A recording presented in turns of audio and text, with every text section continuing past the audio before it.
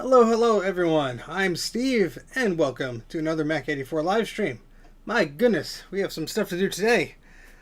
Oh boy. Alright, so we have a box. We have a little box. Well, you can't see because the camera's mounted too high. We have a box we're going to open. It's going to be fun. And my goodness, we already have about 10 or so people hanging out here. So let me say hello to everyone in the chat before we get started. We have Mike from Mike's Mac Shack, always early. Thank you very much, Mike.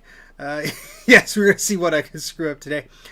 Sad Mac is here. If it doesn't catch on fire, I call it a win. Hot Rod is here. Hello. Hello, Bruce. Hello, Dana.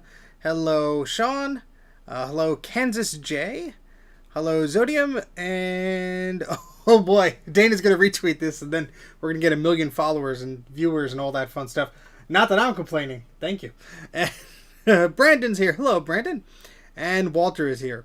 So, a little backstory of what's in this box. Something broke recently. Well, I didn't really break, but it's kind of on its way out. Hello, Tim. Hello, Walter. Hello, Raven. Wolf. Retro Tech. That's a mouthful. Just got my first SE30 running 5 minutes ago. Hey, welcome. Awesome. Good job. All right, so, since, was it last year? Yeah, I think last year. Last year, around summer of last year, I got this soldering station. And this is a Yahua 878AD, whatever. It was like $50 or $60. Lasted me, well, until today. It kind of still works, but the hot white core in the middle of this no longer is nice and usable. And if I peel back the rubber holder here, this just spins around freely. I guess this was supposed to be so you could like replace it or whatever. But if you try and tighten it, yeah, the plastic is just keeps twirling around and twirling around. So not ideal. And there's a few disadvantages to this. Whenever I want to change the tip of the soldering iron, I have to rummage around, and I usually use a pair of pliers, and it's not that good. So what I ended up doing was following Bruce from Bragus Creations' advice and getting one of these little soldering iron station thingies. So that's, spoiler alert, what's in the box, but it's pretty cool. So no worries, GT. Must be Splendor Plastics. So we're gonna open this up here. Let me see if I can move the camera slightly down. Maybe. Oh, come on.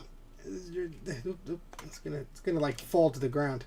It's either like too tall or, oh, come on. You lousy camera arm, you. Well, I guess that's close enough. All right, so let's see what the heck is inside of here. The link to this is in the video description. If anybody, well, let's test it first before we go buy one. But if anybody is curious, the link to this is in the video description. This is a, now Bruce warned me about buying one that I can't pronounce. KSGER. So I'm going to pronounce that KSGER. That must be accurate. KSGER. And now I'm going to get 1 million comments. You're saying it wrong. How dare you? My grandfather worked for that company for 20 years. So yeah, here's the little unit. It's very small. Very small. The soldering iron plugs in there. You have an on-off switch on the back, and you have a power socket.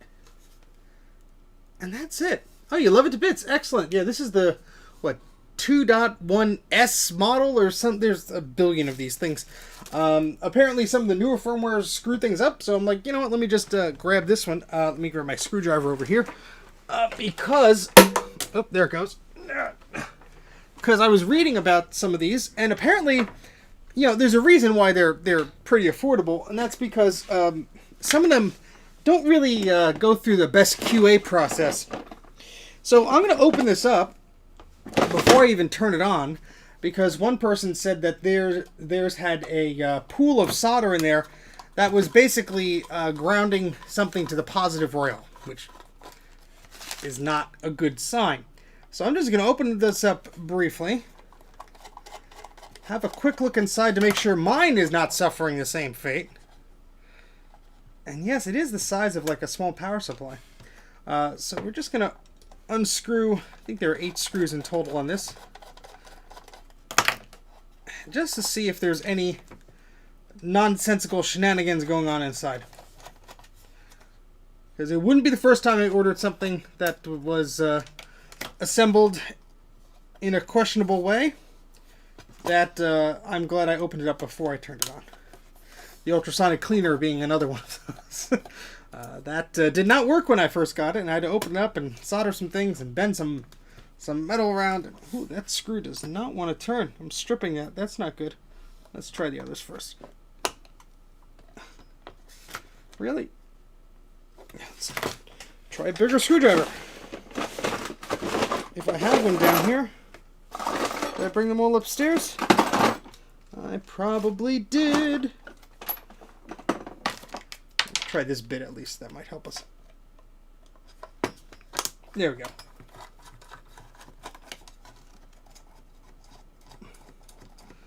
It's full of leaky caps already. What's going on here?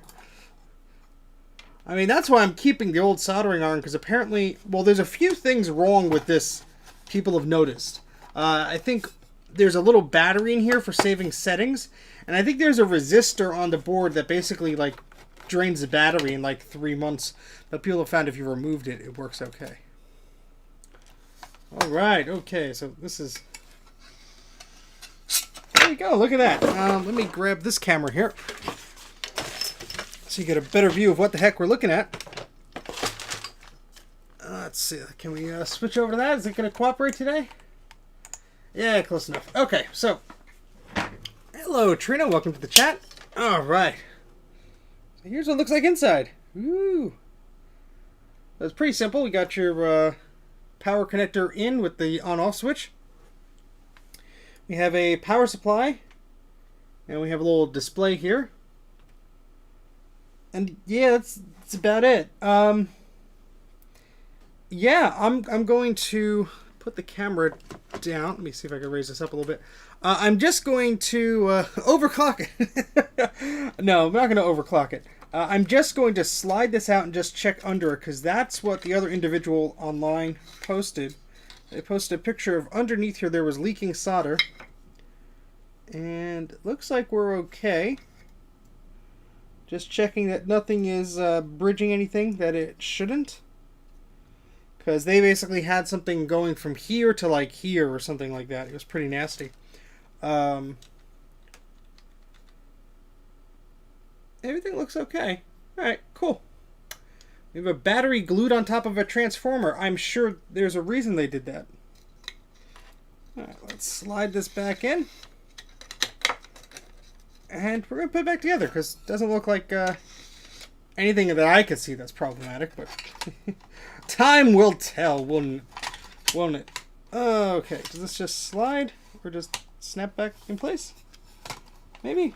What are you doing here? What is going on here? How does this go back? Does it go back the other way, and I'm just dumb? Oh, I think it's one of those things that you kind of have to, like, yeah, you gotta, like, hold it a certain way. Well, I think putting the screws back in will help, so let's just do that. Okay, yeah, so I just wanted to open it quickly. Oh, there goes a screw. Just to make sure that nothing was blown up inside.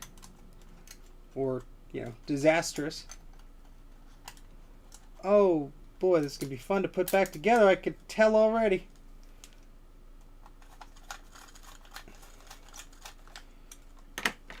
One screw in. It's already falling apart. Wait, how did... Oh, that's right. It's the bottom. It's like, wait, how is it falling apart with a screw in there? Let's try this.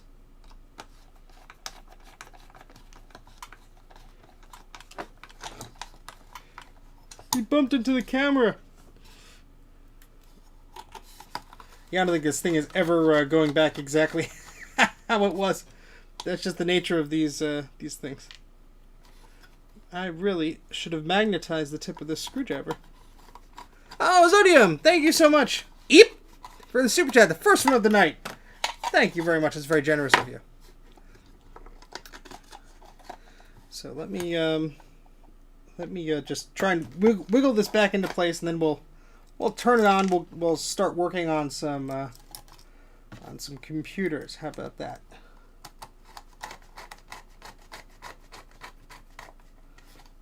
Okay.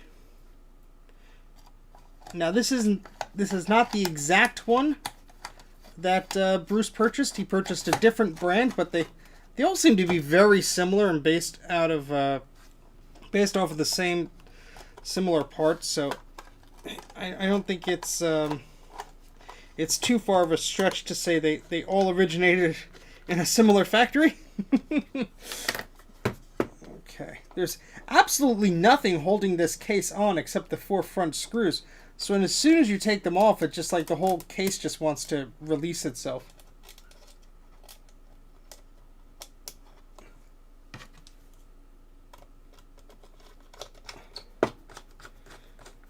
Oh, my goodness. Sodium. Thank you very much. Eat. There you go. There you go. Second one.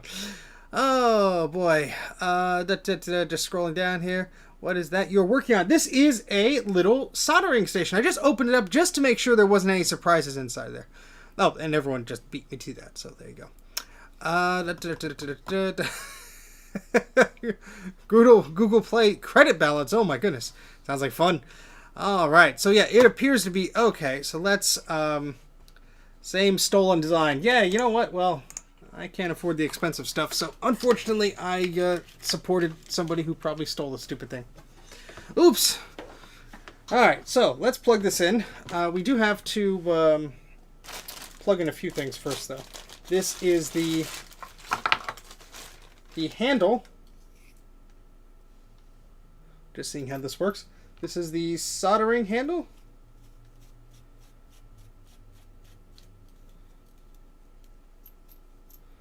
Okay, this blue thingy. Can you peel the plastic from the display just for completely sake? Yes, we will do that once we confirm it's not borked. Actually, it looks like I'm missing a piece here. Because shouldn't there be a little dealy? At least there was on... Well, I guess maybe the tips just go in there. Maybe there's no screw to hold them in. That might just be the way this is. Only one way to find out. Which one of these tips was this? BC2 tip is probably the one I'm going to use today. Now, I did order some other tips, and they are coming on the weekend. But this is what I got to work with for now, and it should be okay. But it did come with 4 different ones. It came with a T12K, a T12D24, a T12ILS, and a T12BC2, which is one of the ones that Bruce uses and recommended to me, so I was happy to hear that it came with one of those. Steve, you get the good handle. No screw thing you needed. Yay! Alright, so here's the tip. Okay, so it goes all the way in there. Well, I shoved it pretty deep down. I don't know how far it's supposed to... See, like, I could do it like this. But I guess this is the part that doesn't get hot. And so, yeah, I mean, that's not going to go anywhere, so. Might still need to use some pliers or something if I want to be ultra careful. But, shove it until it goes no further. It ain't going any further. Okay. Excellent. Excellent. Sorry, just catching up. Be the leave the plastic on person. You know, I left it on my floppy MU. I'm kind of a weirdo like that. Slides right in. Okay, good. Friction fit. Okay, yeah. So one of the ones that Bruce got had a little screw at the end of it. This is a pretty long cable. The one I have previously was probably 2/3 this long. So, all right. And so I'm just gonna plug everything in. So this goes here. Goes only in one way. So I'm just following that notch there, and then tightening this up.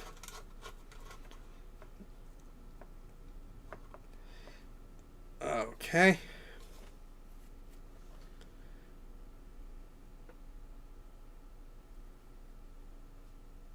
It didn't come with anything else other than what's pictured here.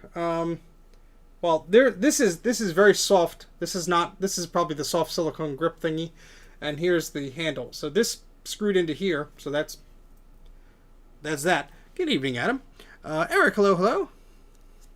No worries about being late. All right, so we're just getting started here. So here's the old iron, and so the tip actually rests closer to the handle, which I guess is more precise. So that was what Bruce and I were having a conversation of yesterday.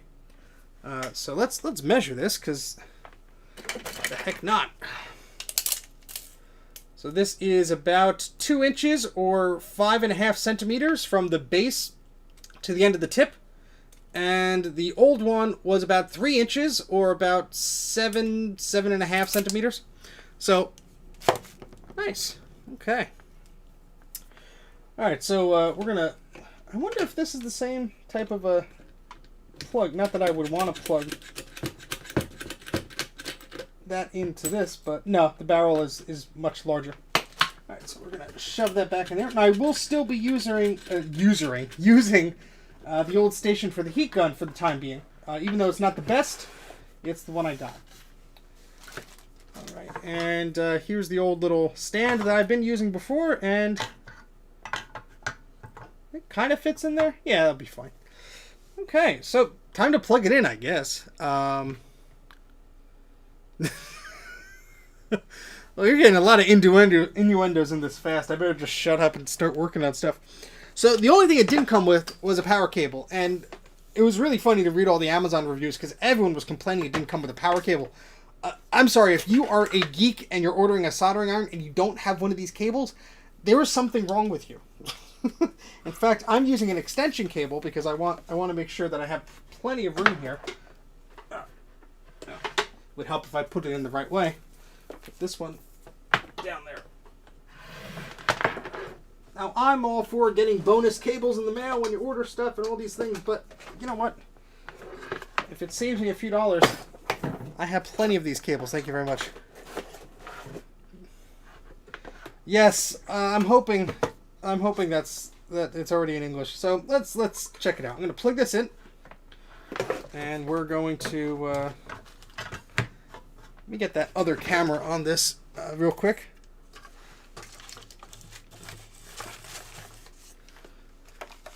And we're going to get a little closer.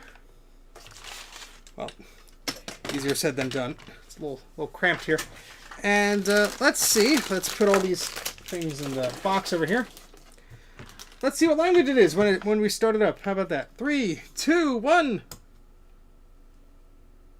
Nothing. Really? Is it plugged in? That's plugged into that. That's plugged into that. Unless I had to push a button. Who's a DOA? Oh, there it goes. All right. I got scared there for a second. All right. It's in English. Error. Okay. It's erroring. Maybe just... I read somewhere that sometimes you have to like reseat this cable in the front. Otherwise, it errors out there. So let's try and get a firm connection there.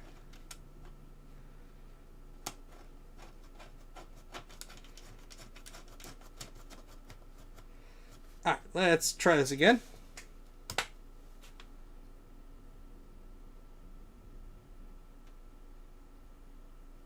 Okay, error J02. I think, if I recall correctly, I was reading that sometimes it errors if it can't detect the tip that is there. So I might have to set the tip, maybe? 300... Okay. What do you... You're beeping at me. It also thinks it's 2013. No boot chime. Let's not burn ourselves here. Oh, there it goes. All the way in there. Alright, so... Let's turn this off again. It actually went further down than I expected, so it's going to be interesting to see how to get the darn thing out of there without burning myself. Nope, still error. Oh.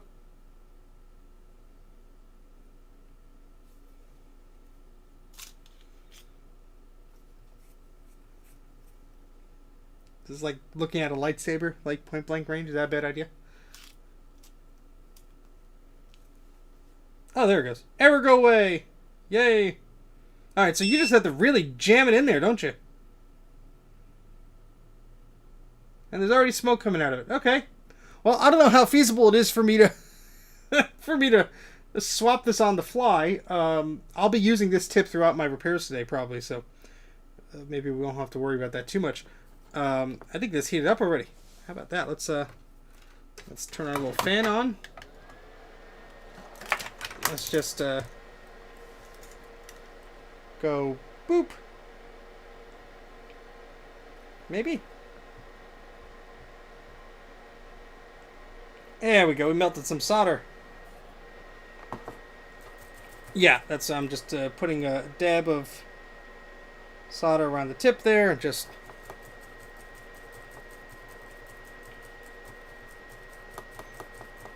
He's on his own. Yes, I am. I have no idea what I'm doing, folks, and that is the charm of Mac84, isn't it? Hopefully. Otherwise, I don't know what the heck I'm doing here anyway. All right, cool. So, yeah, I want to raise the temperature of this to. Whoa, okay. What are you doing? That was boost. What are we boosting for? No, we don't need to. No, hold. Wait, no. So, okay, there we go. So let's. I usually have mine at like 400. Let's just put it at 350. Just see how that is. I mean, okay. You don't have to yell at me.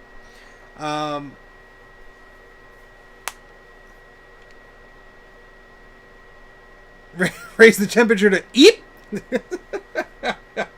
All right, so let's do some damage here. Yeah, this one's the fanciest soldering iron I've ever had. Trust me. Not that I really wanted a fancy one, but I wanted a better one, and they all seem fancy these days. So, all right, let's move this over here. Maybe. Yeah. Okay. Maybe. Put our little thing on top. Look at that. All pretty.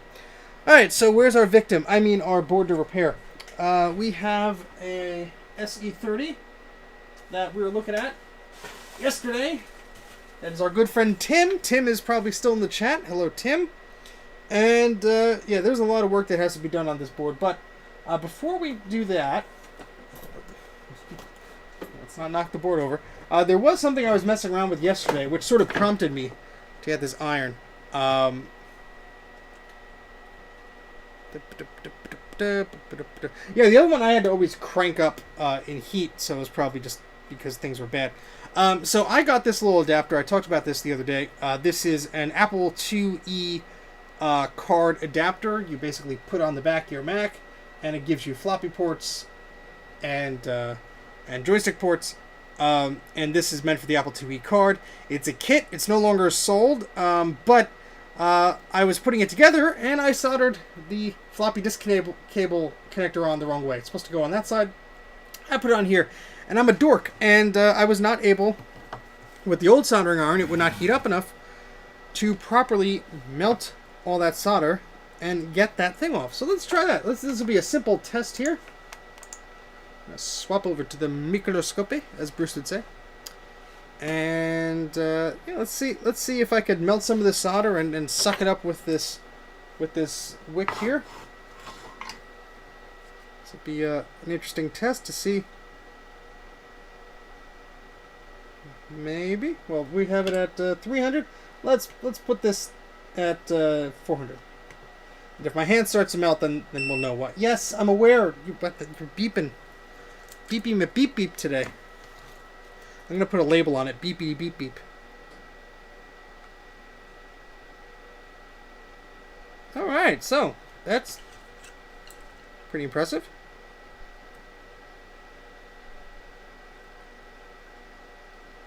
It'd be helpful if my hands were steady today. Come on.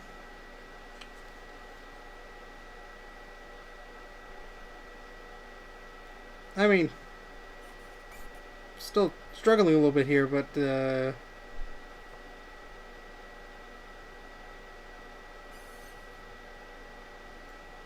we go. See, I was not able to do that with the old iron. Look at that. Now we're cooking with gas here.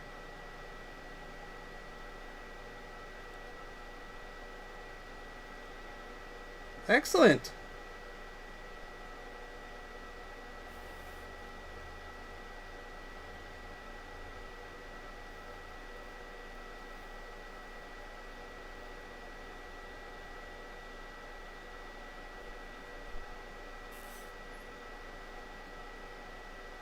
So I'm going to need to... Yes, this does have flux in it. It's just not the best. So, and I flooded these with solder, of course, as I was putting the connector on. So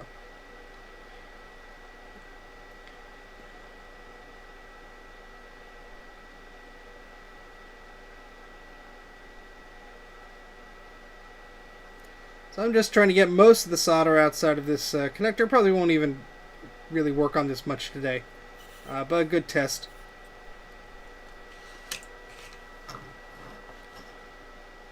Neat. Yes, it very much is, Bruce. I'm noticing that right away, and it's like night and day difference here. I mean, my soldering station, I suspect it was used before I got it.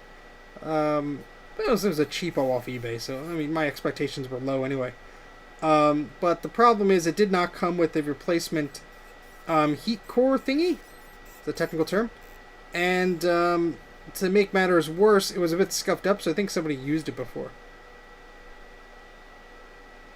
Look at that melt.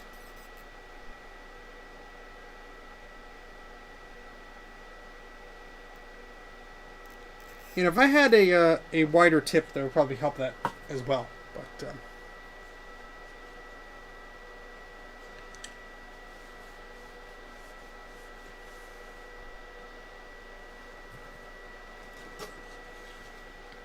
yeah, I mean this thing will require some playing around with. I'm just literally testing this iron out for the first time here. So I'm only at 400 degrees. The other one I used to pump up to, what did I have it on? Like 480, because it was just not being efficient. So the handle feels quite comfortable right now, which is good. So I'm not too concerned with the heat at this moment.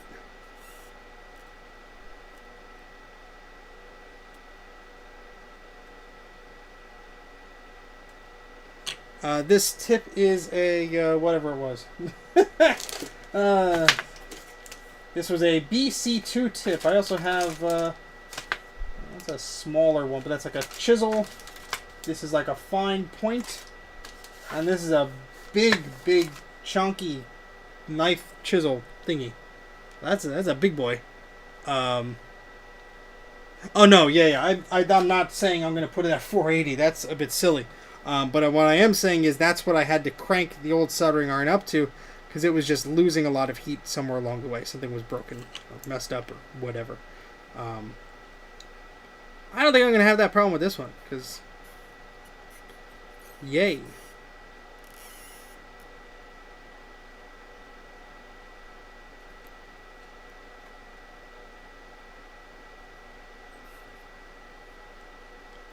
It's melting through things pretty good. The iron that I got is in the video description text box below on the YouTubes. I knew I was going to get asked that, so I put it in there. I don't know if it's necessarily that good yet, but we'll see. Yeah, the version 2.01 or 2.1s or something. I don't know. The link is in there. You go follow the link. Alright, cool. So that was good. Alright, so now that we've broken the soldering iron in somewhat. Hello, CS Waffy. How are you doing? And yeah, apparently you could order them pretty cheap online, like for like 2/3 of the price, but I didn't want to wait a week. I said I was kind of wanting to do a live stream tomorrow. I kind of need it tomorrow, and I actually spent a little, I had some credit and everything, so with the iron and the 2 tips I got, it was around $90, so it wasn't too bad. But okay, this is Tim's board. We are back with Tim's board here. I was going to ultrasonically clean this, but I forgot to. So we're going to continue trying to clean this area up here, and doesn't look too bad, to be honest. I think I was overreacting last night, but let's take a look here. It does look very fancy. It's very fancy. I'm just going to put some flux here and try and get some of the old gunk off of this. We're going to add some solder to it as well. Where's my thing of solder? There it is. And I like how long this cord is. I always was worried about dragging the other one. So this poor little tip is going to learn firsthand what a horrible life it's going to have.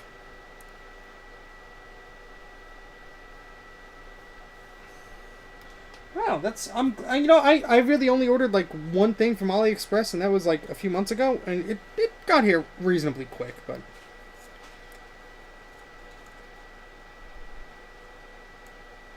I'm just going to get a solder ball and just swirl this around, these pads here, just to get as much of that old, crusty, disgusting solder off the board as possible. Look at it go. I am just barely nudging it here. I am not pushing hard or anything. The other iron, I sometimes would have to push a little harder than I would like, but this one, nah, this one's going pretty good. Oh, look at all that gunk. It's disgusting, absolutely disgusting. Oh, you can just feel all the crustiness. I feel so sorry for you, little soldering tip. You do not know yet how much crud you're going to touch in your life.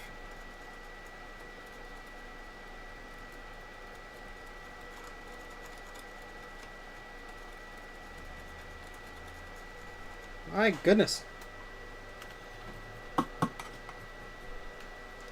Yeah, I don't know what the exact version is of the one I got, other than what the Amazon listing said. I guess I could go through the menu, but we're already off to the races here, so.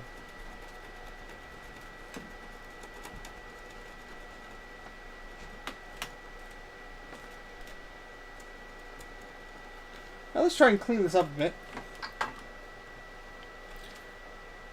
Let's see if this helps a little bit. When are we getting a fume extractor? After I make some very expensive modifications to our home, our air conditioning unit needs to be replaced. And I'm not going through another summer with that not working correctly. So that is very expensive, and that will be the top priority. To damn with my health. I will get one soon, but I want to know how I need to brace myself for one large purchase at a time.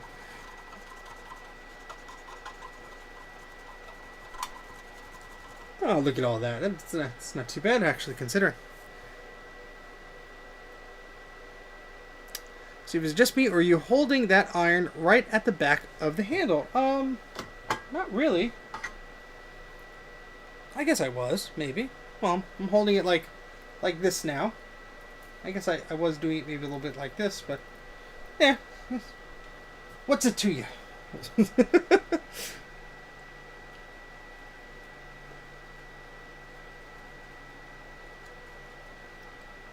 It's got some crunchy bits on it.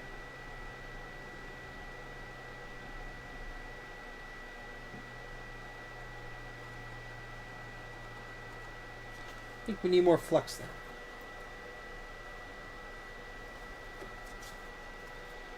Probably. My camera angles are not ideal. I understand that. No, we don't want to set the desk on fire.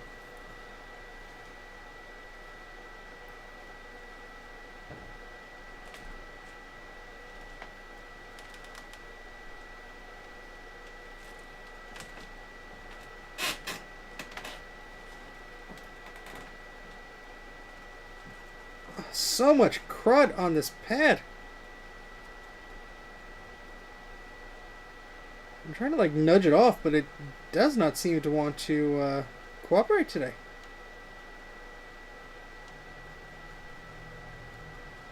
Alright, that's helping a little bit.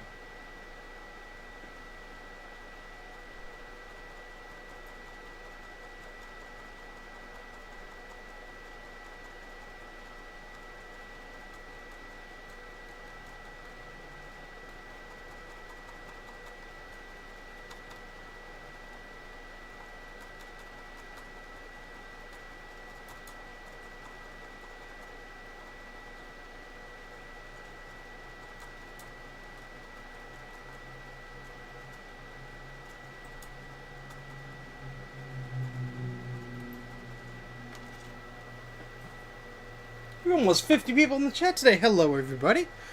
I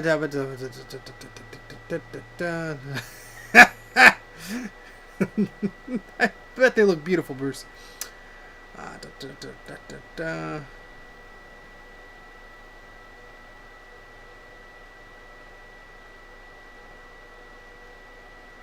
Yes, I need a new central air unit. So it ain't gonna be cheap because usually with these days apparently you have to, well, not you have to, but it is highly recommended you replace parts of the furnace or the whole furnace as well. So it's not going to be cheap at all. We all knew this day was coming eventually, but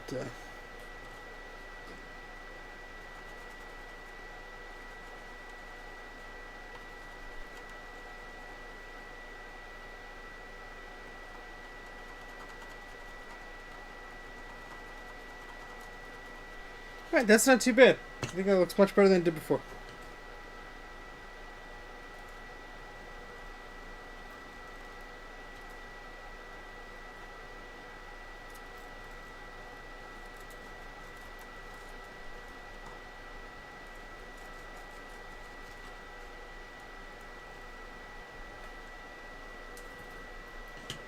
Okay. Those didn't clean up too bad, now did they? Oh, well, thank you very much, Andre. Or Andre, sorry about that. Can't you just put a fan in front of an ice block? I don't think the wife will like that. I have a window air conditioner in the garage, but that's not the point of having central air. Definitely not the point, so. Okay, so I'm just going to go around this board. We're going to start by cleaning up these pads, and then there's a bunch of other work I got to do. Excuse me. Bunch of other work I got to do. So again, Tim in the chat, if you're still around, this is your board. We're going to try and get it into a better shape today. How about that?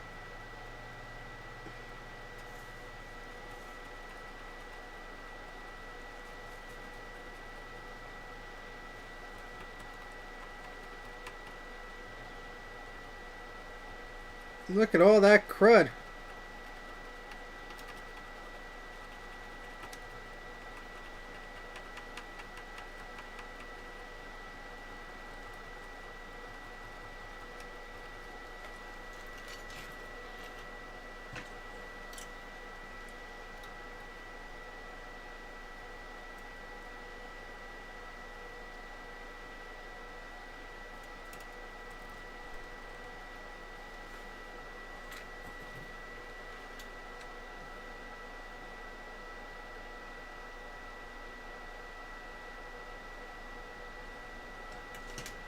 Yes, Bruce was letting me know. I think that he's used his Hacko tips or whatever they are with his iron, and he's had no problem. So I could definitely do that. I just ordered a few cheapo ones.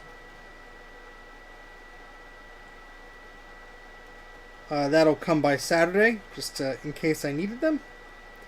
I'm sure I'll be buying many more tips for these, and they wear out and stuff, so it's not like, you know, it's a poor investment to have spares. But my old iron, I was trying to do that simple little kit last night, and I was having all sorts of issues with it. So, you know what? Bruce mentioned he found this pretty cheap one. I'm going to get a similar one, and quite happy with it so far, to be honest. I mean, I paid for it. It's not a sponsored. Let's see. Smash that like button.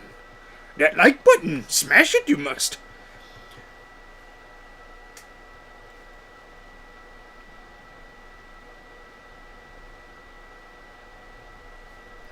You tricked your wife into watching the episode. My apologies to Tim's wife. That's fake an illness and vacate to the other room. You may find this a little boring. I have a headache, honey. I'm going to lie down for a while. Okay.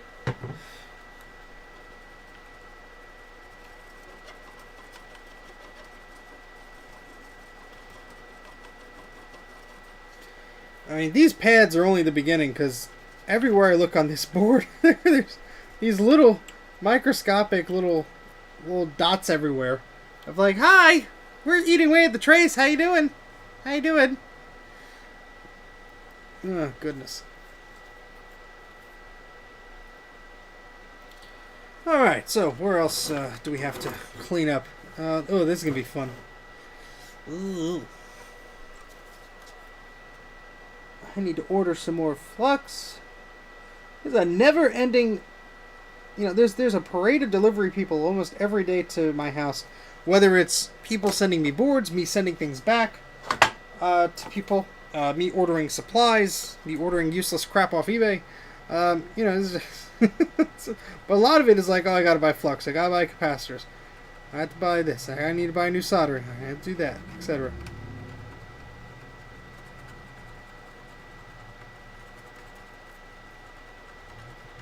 The postal people who visit my house are probably not thrilled.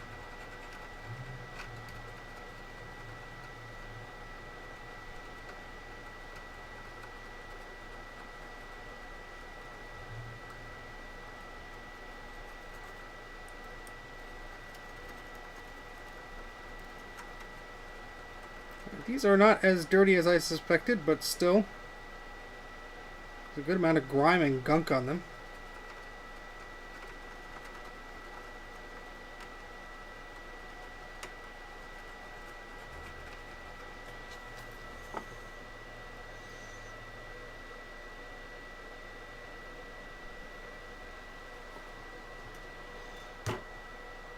That weirdo down the road keeps ordering a bunch of crap.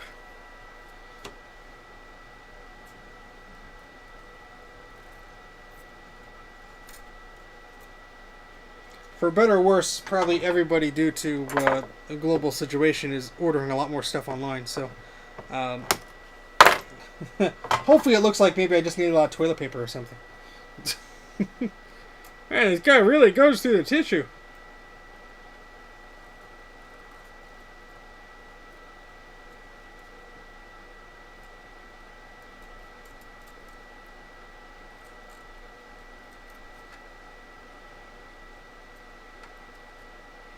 See, this wick used to get stuck before, and it would be very difficult to free it, and now it's much easier. How about that?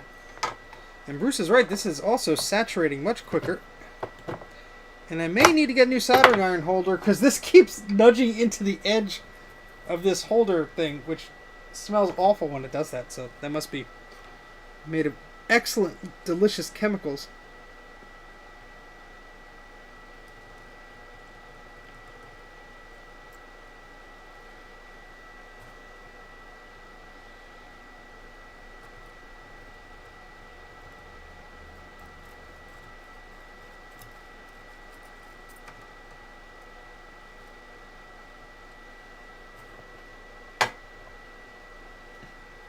Those don't look too bad, especially compared to before.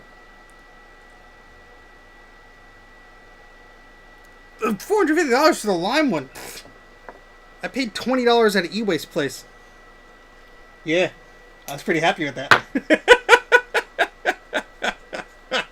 Oh, I'm a cheap guy. Oh, boy. Yes, pads will lift easier, I know.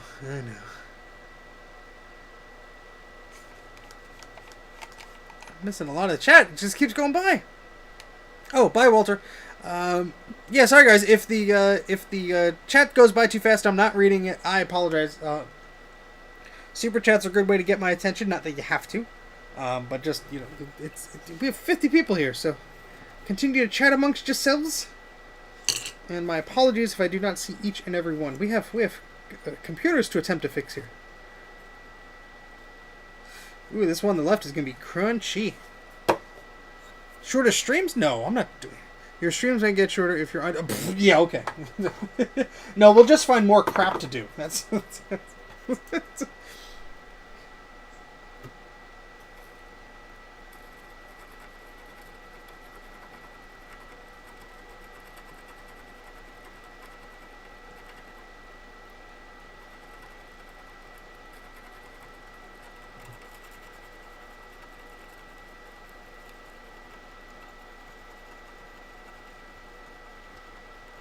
Here comes a chunky one. Oh, it's all crusty. Oh, it sounds horrible.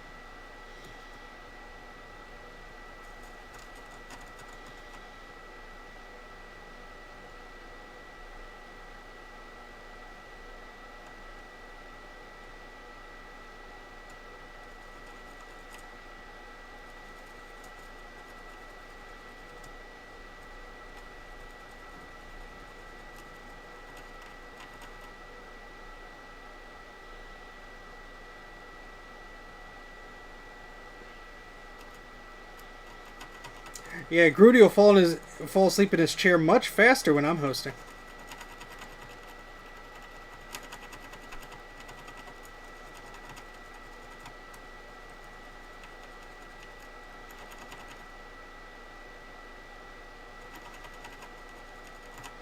My goodness, that's a lot of crud. And I smell the old capacitors. Oof. Ooh.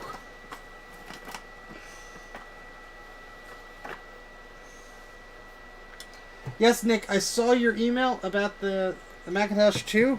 I have not had a chance to respond yet. I have saw it. I will respond to you. You're saying though that you don't think it might not need a recap. It definitely needs a recap. All machines need a recap. That one may not be as bad as this one here, but it's older, so keep that in mind. But I will respond to your message as soon as I can. Oops.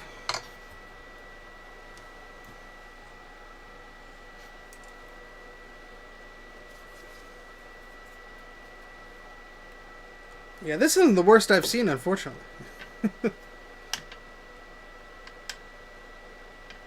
She tries to catch the iron.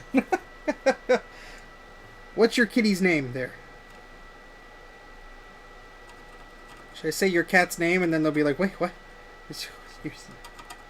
Oh, no, it's a cat. It'll ignore me.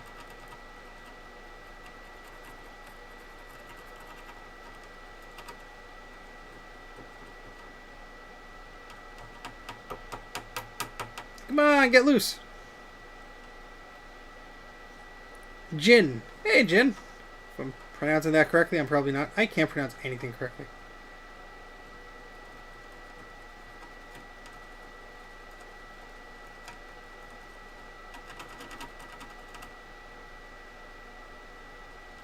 This poor soldering iron is like, what are you putting me through? Oh, yes, Jin Urso. Okay, yes.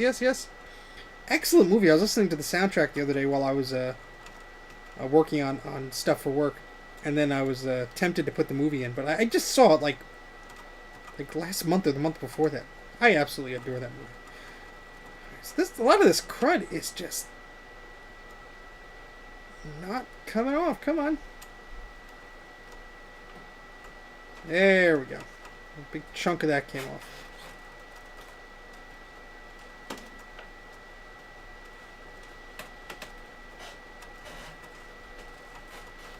Yeah, just because you think it doesn't need a recap doesn't mean it actually doesn't need a recap. Well, slowly but surely. Baked down crud. Just like Mom used to make. Delicious.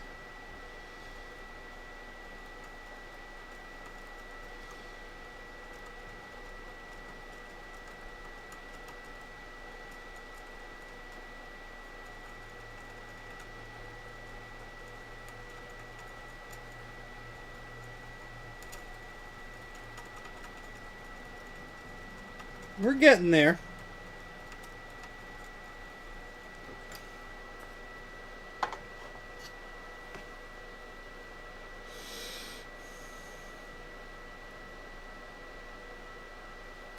Yeah, I snipped those batteries out, but there is a way, Nick, to jumpstart that without the batteries. You need 4 AA batteries. Just Google Macintosh 2 Jumpstart if you really want to try it without the batteries. There is a way to do it. And I've done it on mine, but...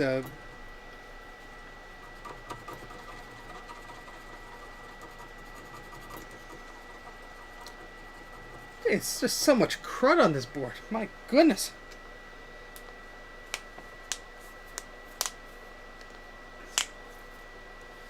Sorry, Bruce. My goodness, Dana. It's quite a list. Make sure you do the 2SI power supplies, too. They are fun. Ooh, this is rattling already. Oh, that's a good sign.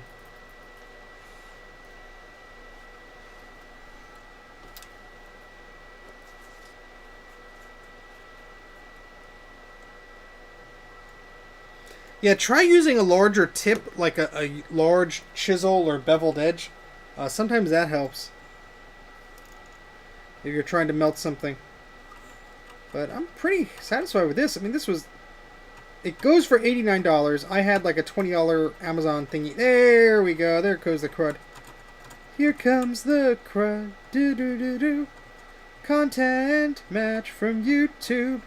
But it's okay because I can't sing or carry a tune.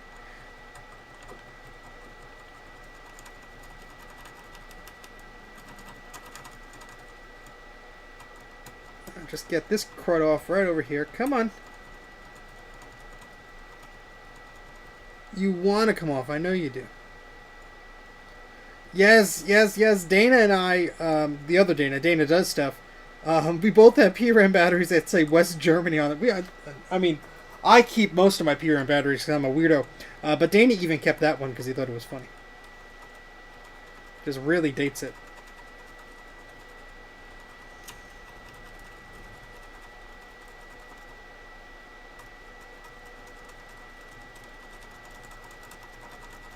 Okay, I think I got that. I mean, that's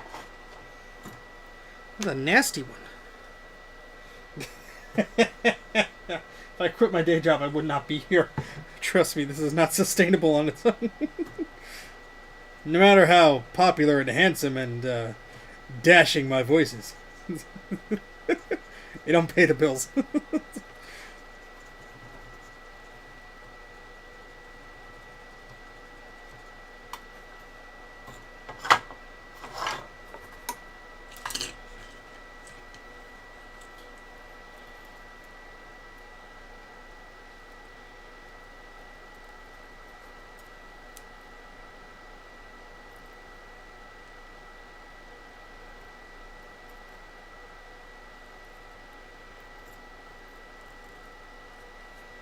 Jeez, this just does saturate that wick so easily.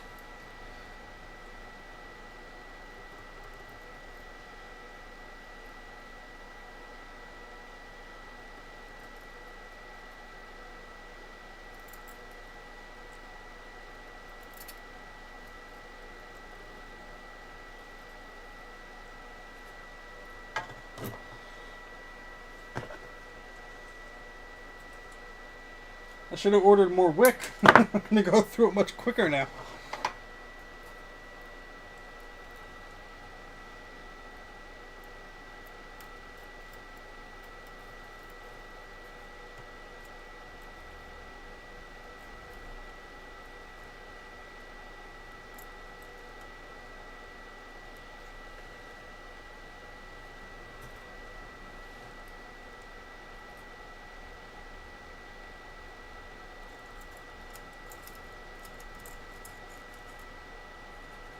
Look at that. That pad is finally clean.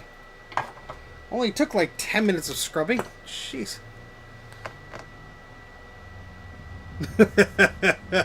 Yeah, but somebody would actually have to watch the chat to catch all the innuendo. I don't think YouTube's that dedicated. There's another fat, bald, white guy in his basement tinkering around with old computers. No, I think he's good.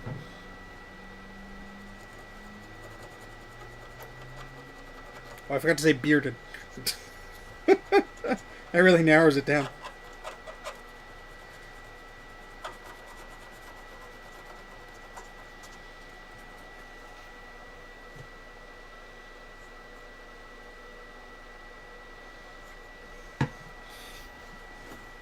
Welcome to Mac84 Butchers the Beatles.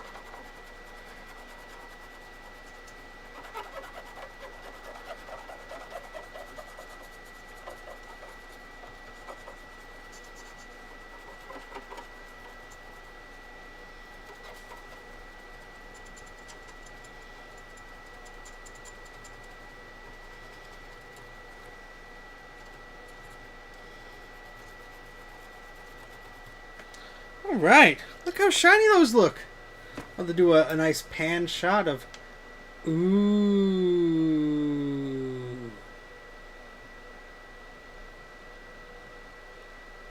Ah. Fantastic.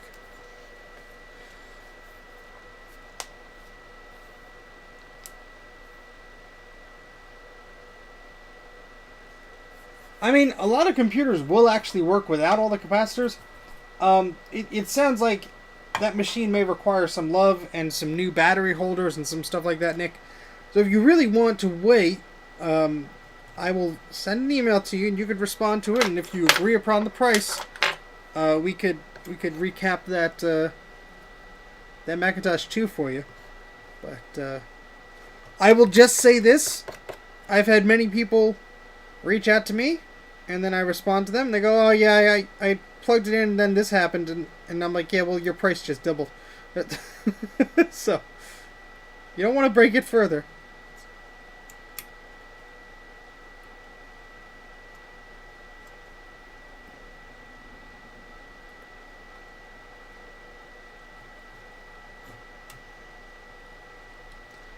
Yeah, this actually went into the silicon there. The mask, rather, whatever you want to call it, thingy, the thing. Yes, and I keep getting asked by so many people to do analog boards, and I just have not had the time to do my own analog board yet. Ooh, that's a crusty boy too. Look at that. So that is something I will still be working on. Maybe I'll hopefully be able to do that sometime soon. I still have quite a handful of boards to do. This is this I one SE30 after this one. I still have that Performa 575 with the sound chip I gotta fix up. There's a Classic 2 that has an audio problem that I fixed, and then all of a sudden it came back, so I'm still tinkering around with that. And I have another SE30. Wait, no, I fixed that one, I think. Did I? Yeah, there's a lot of things. So I'm not saying never, no, I will not accept it. I'm just saying if you send it to me, it'll probably just be sitting here, not doing anything. Not that it's not doing anything where it is right now, but full disclosure. Alright, so let's just keep heating this up. Let's put a little more solder on the tip there. Just get a ball of solder on it and just keep thrashing it around. Get all that crud off of these pads, please.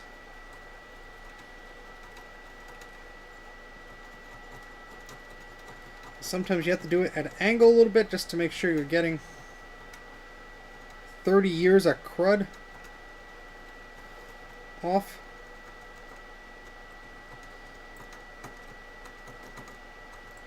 Oh, there goes the pad.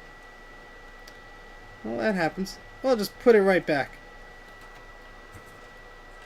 Always a risk with these old machines because of how much crust there is on there.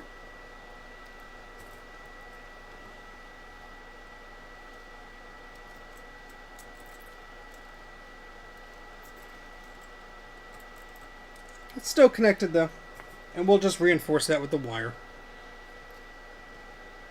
That'll be just fine. And then this little guy over here is quite crusty. No hot glue, no! I actually thought the hot glue board was fixed and I sent that back. No, that's actually the one with the sound issue, which doesn't surprise me. But, yeah. Fun never stops at this house. No siree.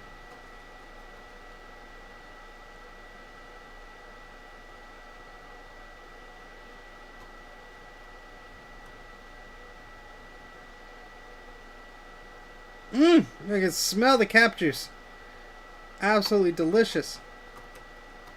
I'm not trying to clean these up perfectly. There's just so much crud around these legs here. While I was right next to it, I figured just clean them up a little bit.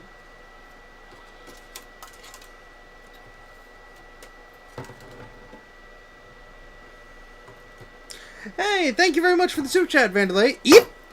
Yes, I am assured yours will get here quickly. I'll let you know when it arrives. I have not had, knock wood, I have not had any problems with boards arriving as of late. The Postal Service seems to have been behaving itself. Same with FedEx and so on. So I will let you know when it arrives. I'll be excited to start working on it.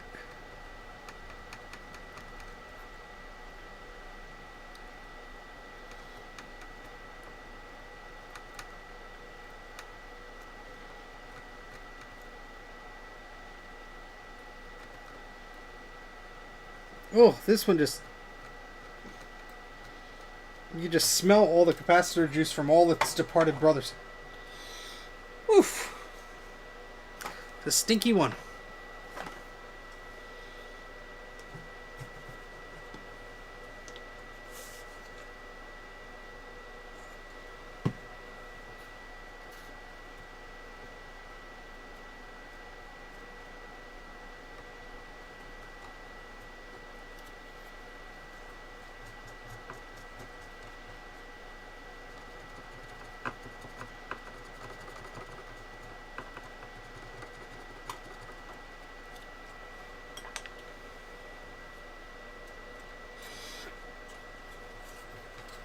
Alright, let's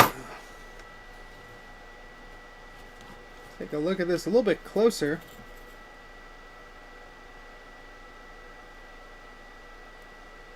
Yeah, a lot of crud on that. That's alright, we'll get to that. Any other pads that I gotta fix up? There's one over here.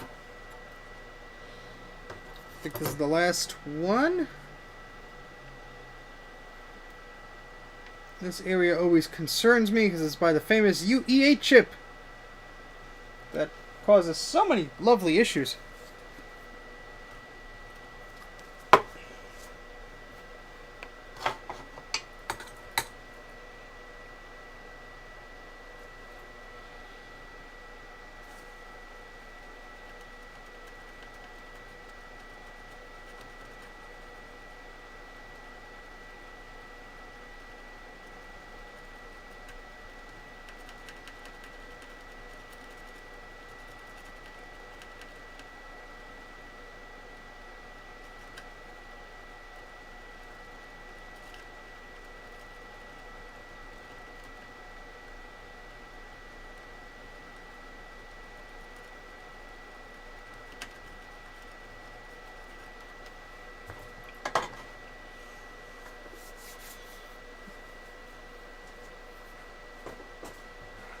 No, it smells like old rotted fish. That's what these capacitors smell like.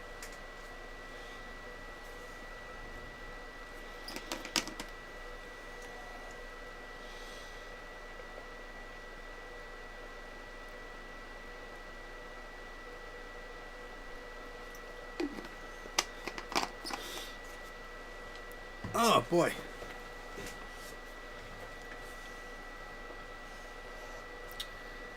Yes, hopefully so, Tim. Hopefully this will clean up nice. So I see quite a few traces that have to be fixed, and then there's quite a bit of green on some of the chips here. So I forgot I was going to ultrasonically clean this before I started work on it, and then I sat down and started working on it. So we'll do probably a bunch of trace repairs and junk, and we'll probably have to come back to this another time, but see how far we get through today. I know, it's such an improvement, Jay. That new iron is working out fantastic. So far, so good. I am loving it.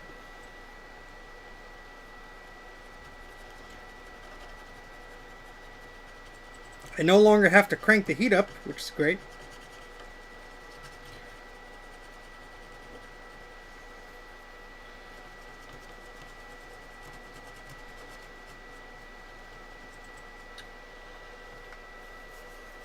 First off, it beeps. Yes, it's actually it has shut up, and it has a little screensaver type thing. The temperature's like boop boop boop, like the old DVD logo on a thing. It's just bouncing around there.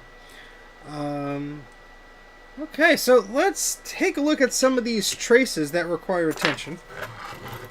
Specifically here, I think is a good place to start. Now these are just little tiny little dots that I don't want to ignore, because these could become much more problematic if left unattended. So I'm just gonna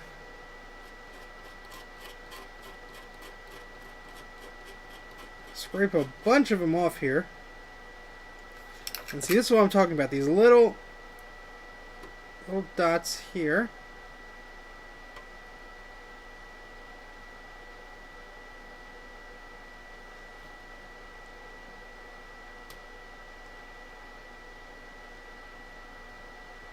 Some of these are surprisingly deep.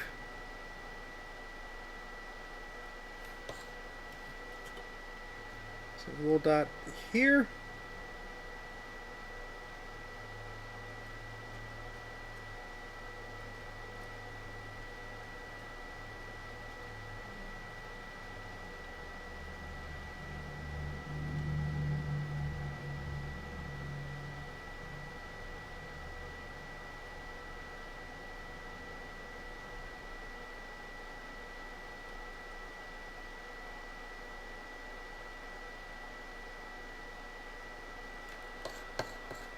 Hey, Justin.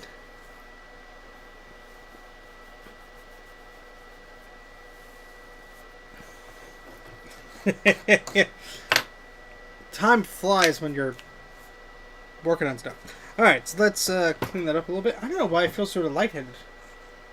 I just had dinner before I came down here. Drank a bunch of water. It's the excitement.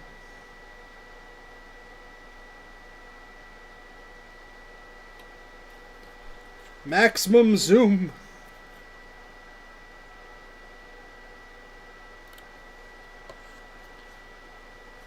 I know it's a little out of focus for you, but it's not for me. So I just need to be in this view just for a little bit.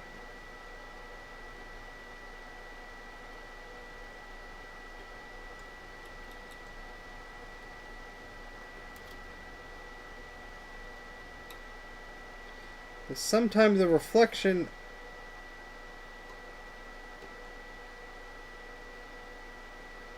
of light and everything makes these look much worse than they are.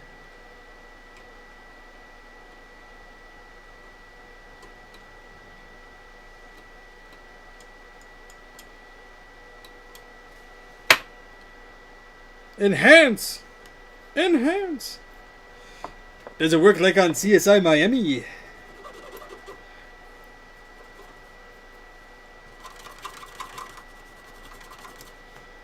Alright, I'm happier with that. Now there's another area over here, I believe. It also has some... Yeah, here we go.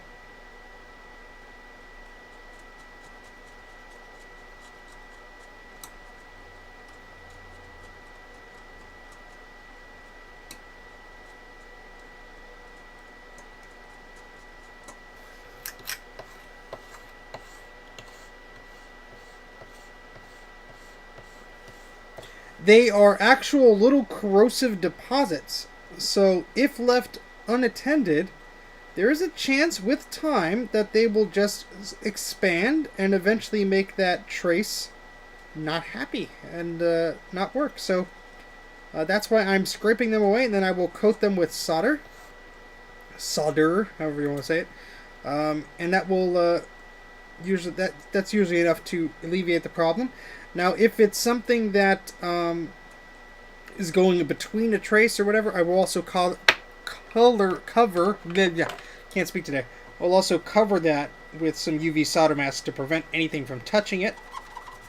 But usually, just covering it with solder should be enough.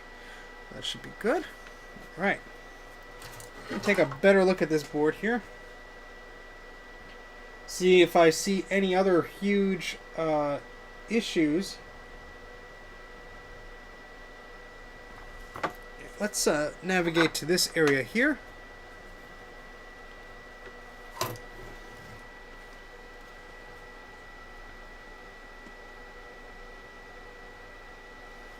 Now, I know from experience that some of these chips here, yeah, here we go, right next to this cap, see there's this, you might be able to see it on the microscope camera here.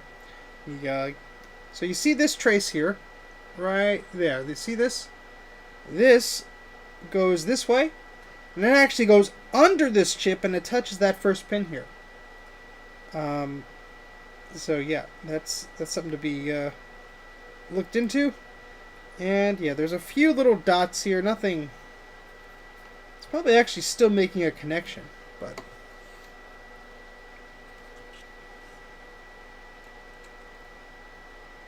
Just going to scrape away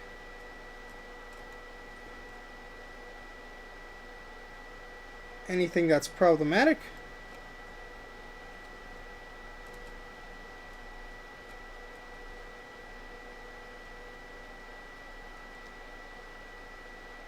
That should be okay. Not really seeing anything else at the moment here.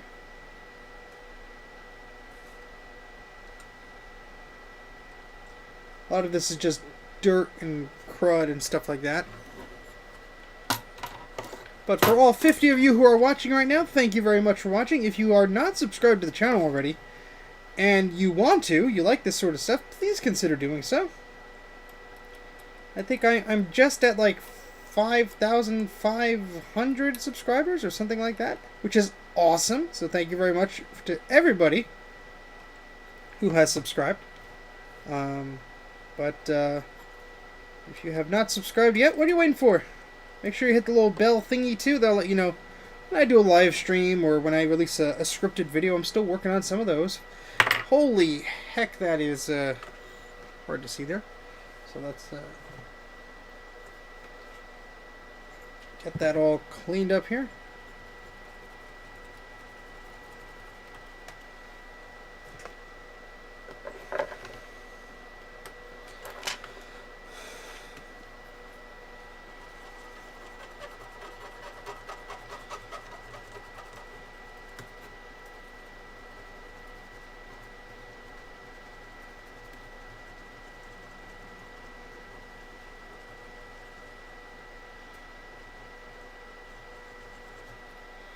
See some gunky solder balls and some all nasty stuff.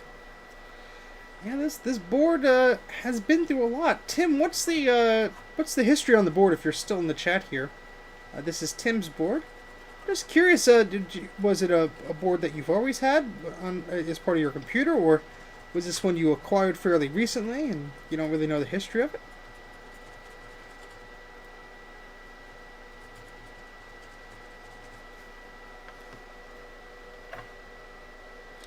Oh, well, thank you very much. I hope this SC30 board will be fixed. Don't want to disappoint. Okay, so here's another trace that may require some attention here. I mean, some of this could just be gunk.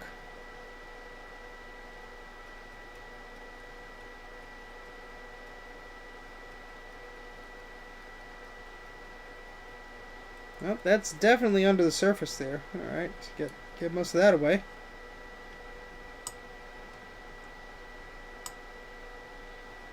Let's see. Anything else that looks suspect? Yep, here's a little dot. See, just something just like this. If that was a little bit wider, that could easily not connect the two paths here. So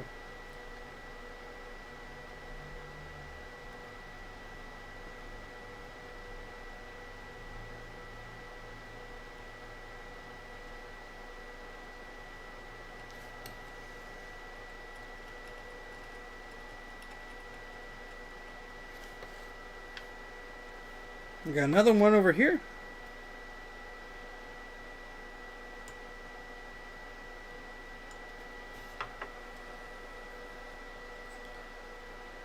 Well, thank you very much, Trina, for putting in my Patreon link in there.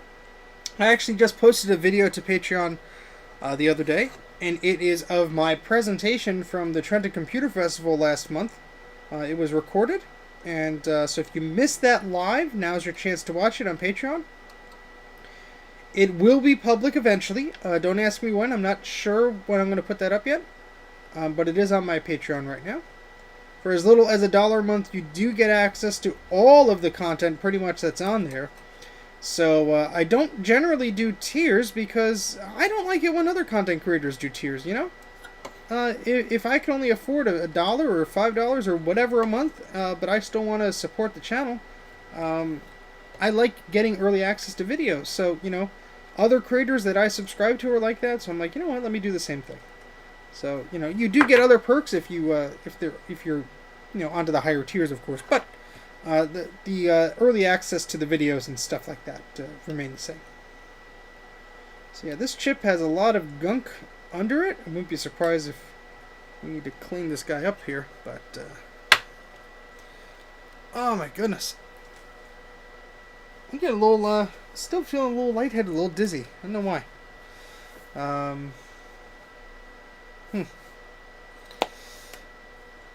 Let's catch up on the chat. Maybe if I stay my head still for a little bit. Looks like a toxic waste up. It is in New Jersey. Oh boy. Yay, Dana, go, go, go. Please. And very much enjoy your Photoshops.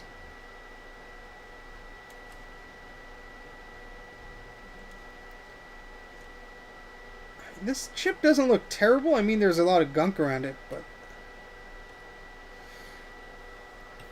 too much fish oil from the capacitors. Yes. Okay, so, oh, I have a test. I'm excited. Let's try and get one of these axial legs out of here without using the big tip that I usually have to use. Just curious if this little iron's up to the test, the task, or whatever the phrase is. Oh, it's moving.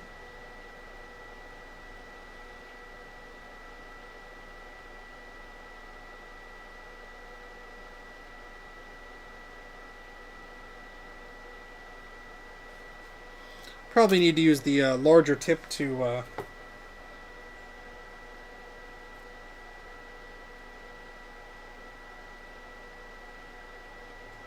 easily pull that out there, but let's get those tweezers here. Well, thank you very much, Tim. I'm very glad that you were able to watch the presentation. You know, a lot of time and effort was put into that, so I am glad. Whoopsie. Yeah, that is not delivering as much heat. Now I'm figuring out how to let's see where the hot part on this iron is. Yep, okay. That's where the solder melts.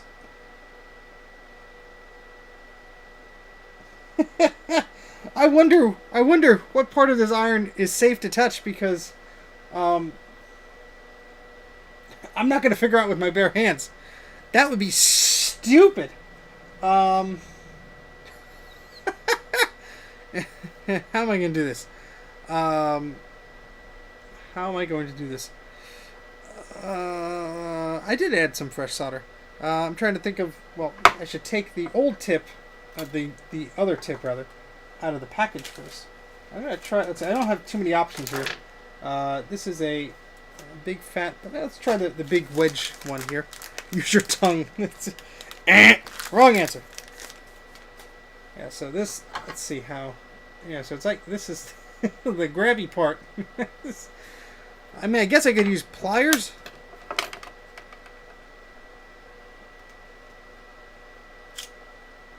Now, where do I put this thing? Well, I just I could put it there. That wasn't too bad.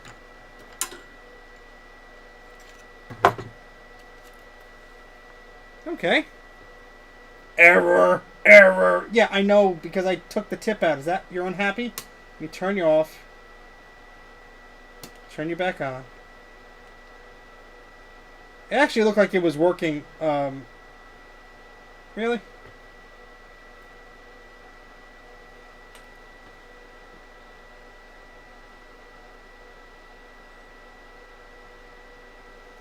Well, it's very unhappy that I changed the tip on it.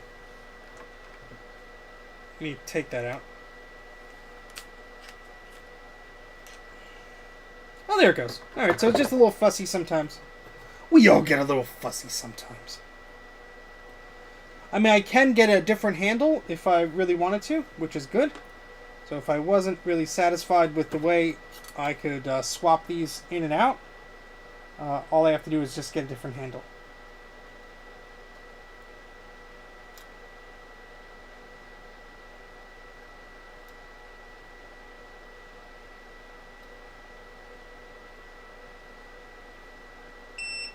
Beep!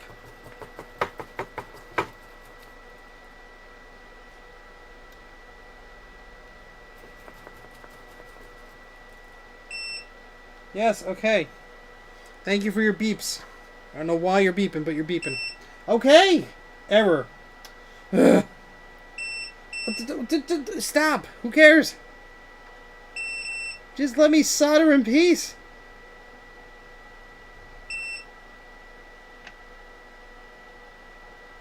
Maybe because the tip isn't like set or something. There's no manual that came with this, so.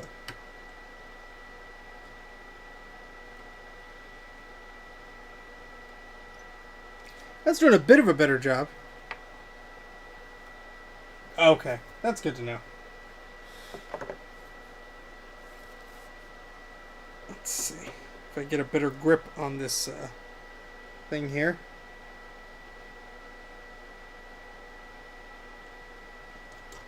I do have a larger chisel tip coming this weekend, but it is not here yet.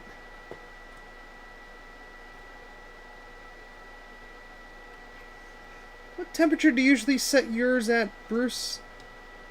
Mine's only at 400 now. I mean, only at 400. But perhaps for something like this, let's see if we raise that up. Let's do to 430.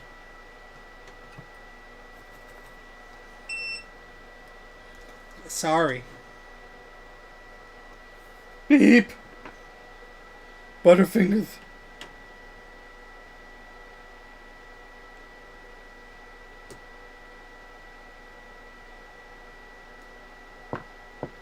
No, 430 Celsius, Jay.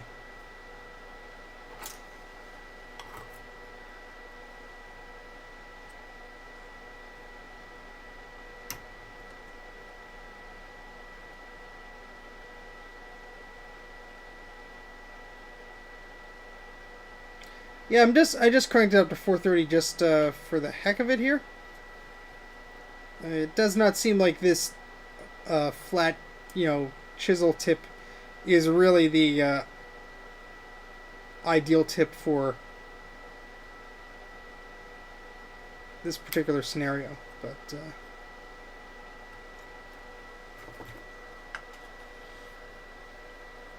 I'm not a metric hater, you dork. I don't know where you get your facts from, buddy. Let's just add some more solder. Make it happy. Yeah, usually, 350 or 400 is okay for most tasks, but I find, especially with some of these old boards and such, you need some more heat to get things done.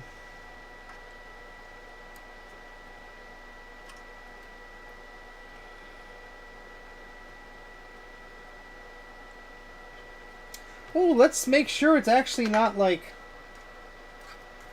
on the bottom of the board, like knotted in such a way where we can't get that out. That would be good to know, huh?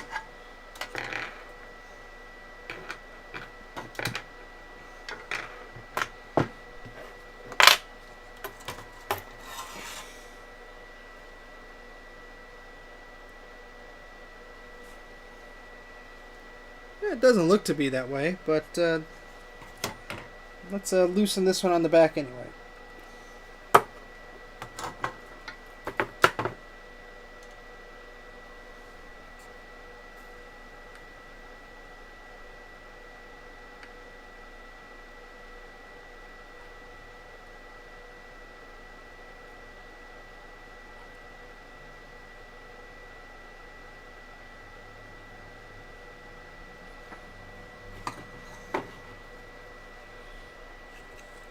Hey, Retrotechie.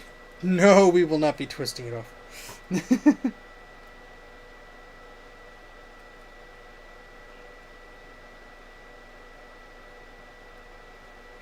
I get a surprising amount of messages from people wanted me to repair their stuff. It was like, oh, I was trying to work on this and I accidentally twisted it off or accidentally broke this off. And so yeah, enough of that going around. I don't need to, I certainly don't need to add to it.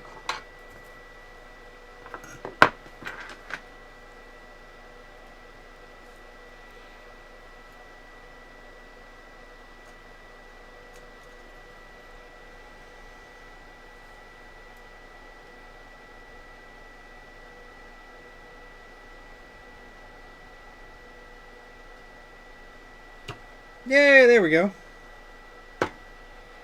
Alright, so it took a bit of practice, and this is not the ideal tip for that, and I believe that was on the ground plane too.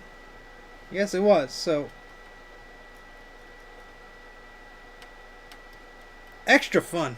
Extra fun. Come on, baby. No. Nobody wants to hear me singing. April Fool's has passed us. Passed us by. Hooked on Phonics with Mac84. Oh yeah, this one just is not on the ground plane, so this just wants to pop right out. Yeah, did not even need the tweezers. How about that? So yeah, that was a simple one. Right, let's do the other side here.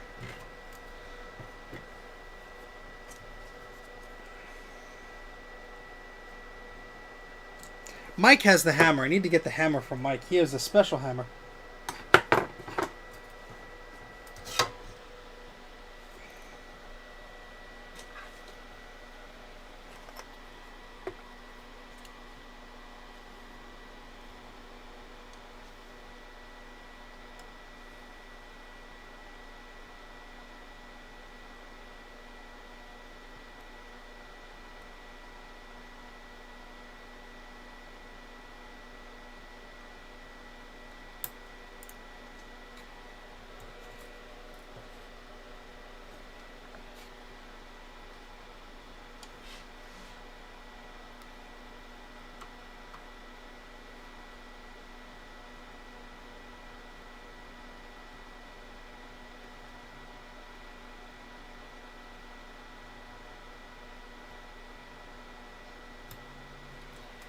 Let's flip it over just to make sure.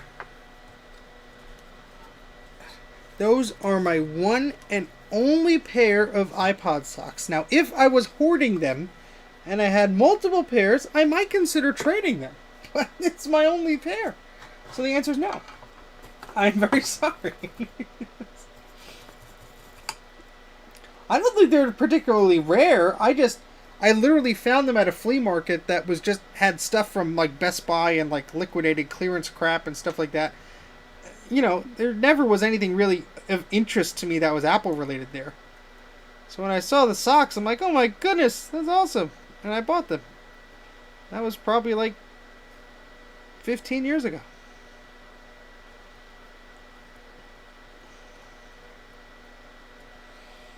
So I like my socks.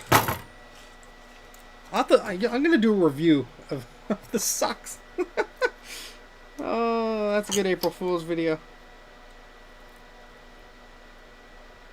Or a regular video. I mean, I'm weird enough. Why not?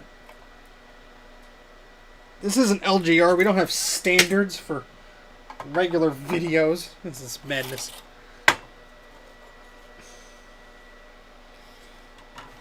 Her iPods are cold and they need socks.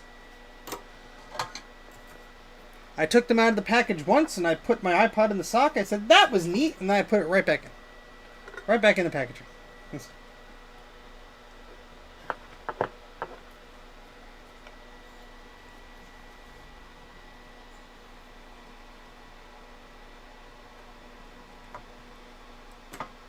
There we go.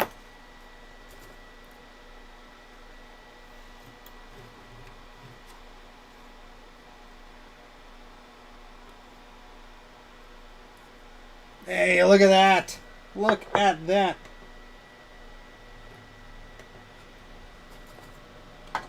Excellent. Hey Leo, welcome to the chat. Alright, so we got those two axial points out, which was a pain in the butt. Well, it would have been without using this lovely new soldering iron, which I am quite fond of now. I'm going to do a swapperoo of the tips here.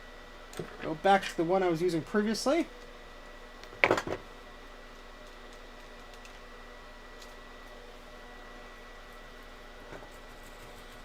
Okay, all right. Ooh, free socks. I like it. Yeah. You error all you want. Not going to stop me from using you. All right. So. I think it's time to put some caps on here.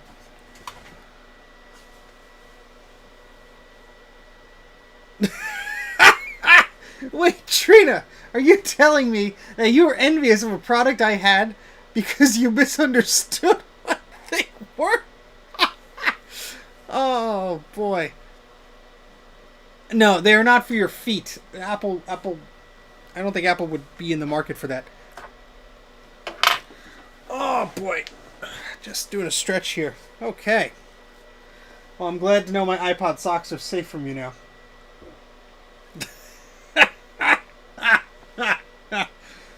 Oh, that is funny. That is funny. Oh boy. If you got, they'll fit your dog, I guess. All right, so we got, we need 50 volt. Okay. It's a tiny one. I don't need that tiny.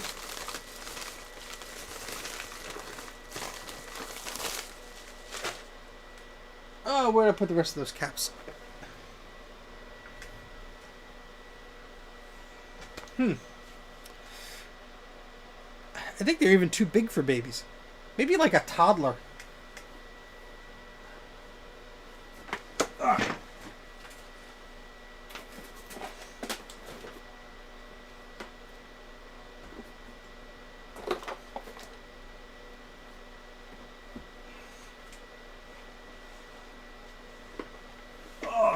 They're the size of an iPod. I mean, think about that. They're made for, basically they're made as a silly little case for an iPod. But they're a size for like an iPod 4th gen. They could maybe fit an iPhone if you just squeeze it. Alright, let's find the right capacitors here. Nope. No.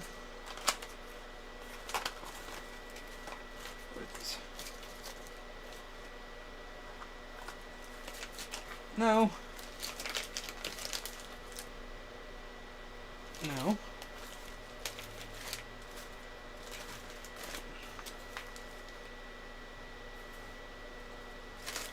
Anything in this bag? Yeah. Okay.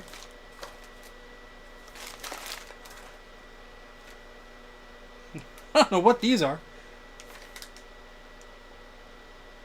107J. Okay. Well.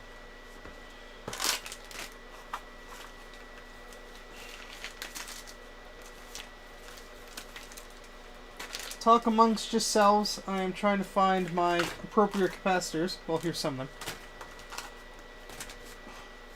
Because I am a dork and I did not organize mine correctly for the 8 billionth time.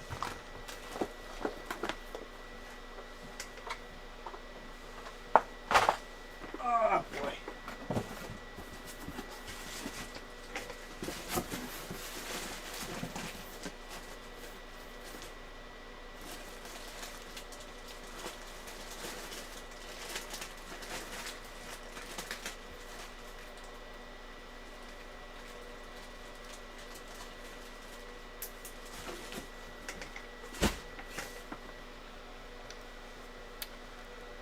Do you use the same filing system I do?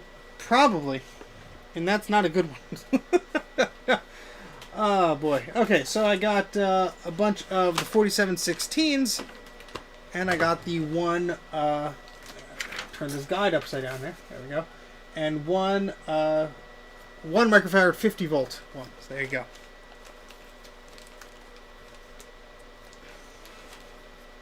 No, I didn't run out of them. I have misplaced them.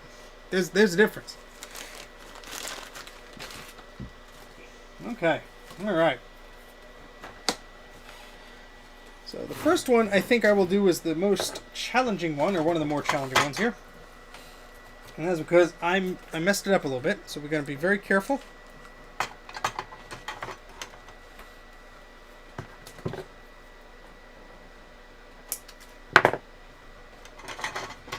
And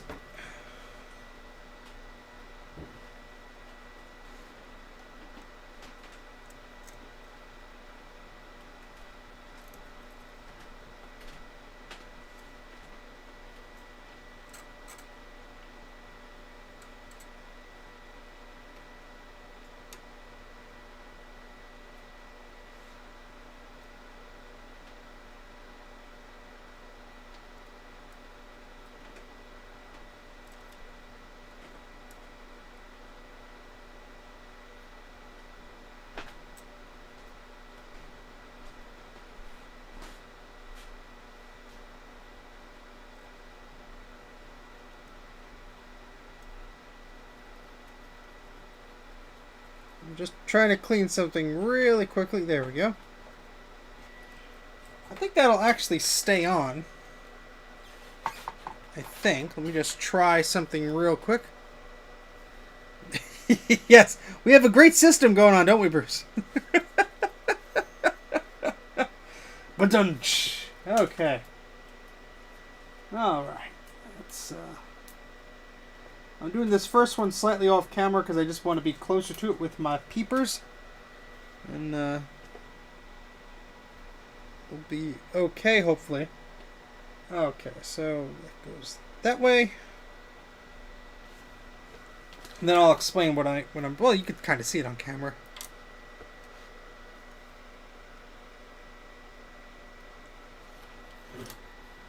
Yeah, you should be able to see it now.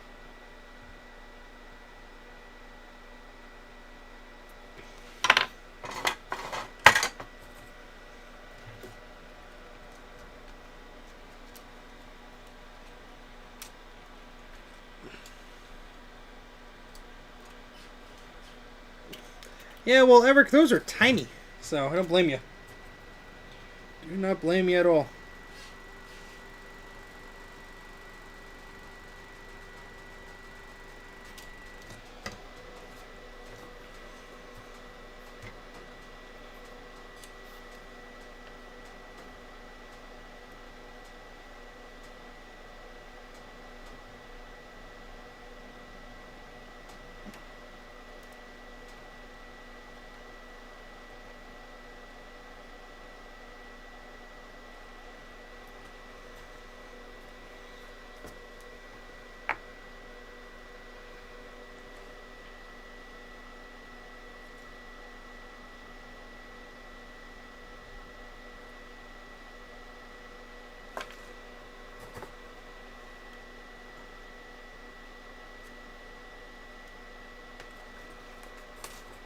It's just a little too much solder to my liking on that one. Just trying to...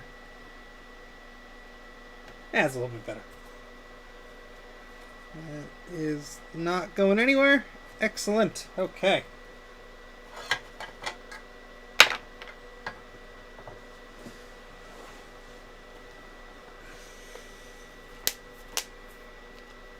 I only test old power supplies outside. Smart man. Smart man. Alright, so let's get underway with the rest of these, shall we? Oh, crud. What was this one? Hold, please. Alright, that's the really... let's put this one on first, because I'm going to forget where I put it, and then I'm going to lose it, and that's not going to be fun for anybody. So this is the 1 microfarad 50-volt capacitor. And it's going to go right there.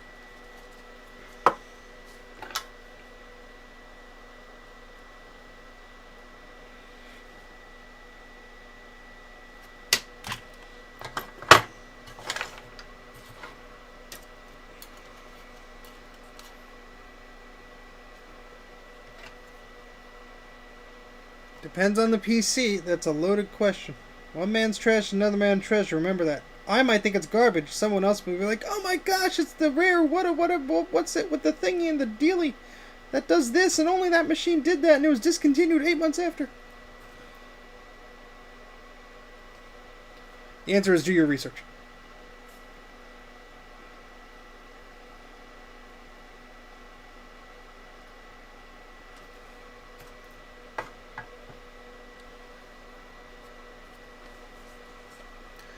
This is an Amscope something or other expensive thing.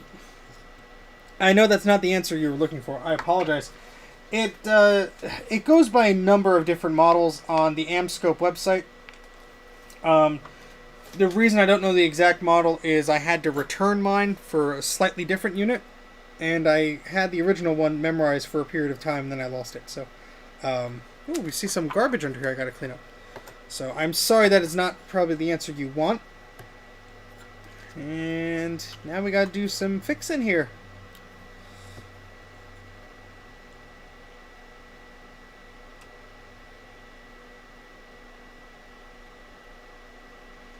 I should really take a page out of Bruce's book and put a link in the video description of all like the main tools I use. Bruce, if you have the link to your microscope, could you mind just linking that in the chat there? Then at least somebody will get a baseline for the type that mine is. Not the exact model, but...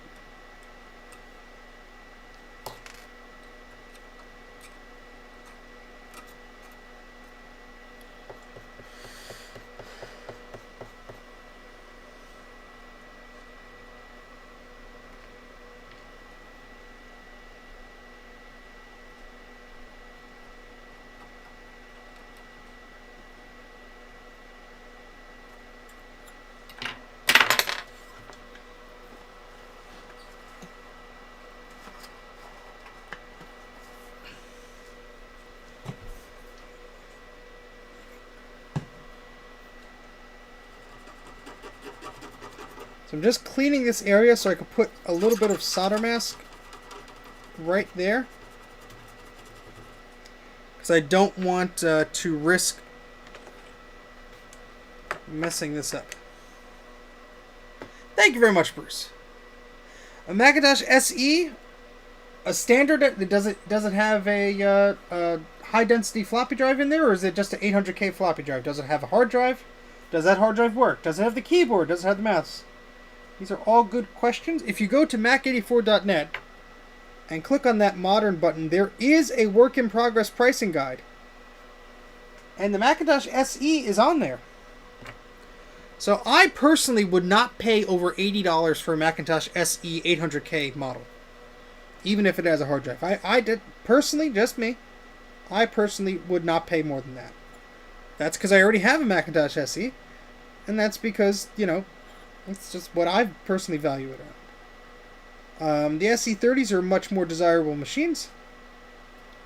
Keep that in mind. But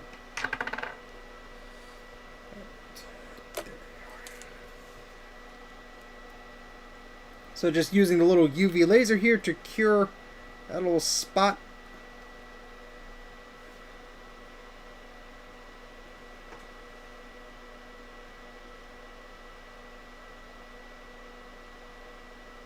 Yeah, so if you go to Mac84.net, click on that Modern button. There should be a pricing guide or a price guide button or a link in the first paragraph there. That'll go to a Google document. One of the tabs has the Compact Macs in there. That guide is a very early work in progress, but if I didn't put a version of that up there, it just probably would never be released. So.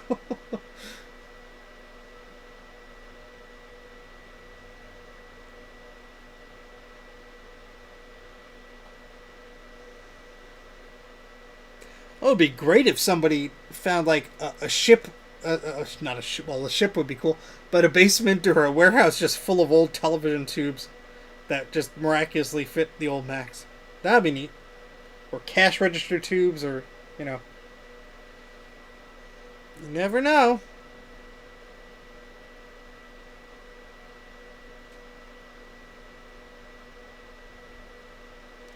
Just gonna rest my eyes for a second.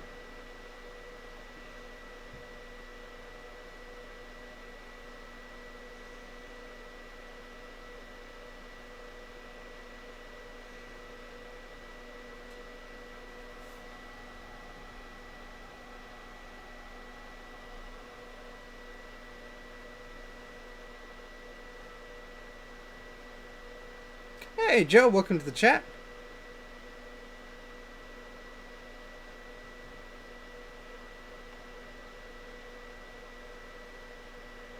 Fancy. Hey, Moazam? I'm sorry if I'm mispronouncing your name. Great apologies to that. But welcome to the chat. I think I just responded to an email from you earlier today. Funny how that ends up happening. And of course, it looks like I should have put a bit more dab of the solder mask there because I missed a wee bit of copper there. Just a little. There, just a little bit at the edge there.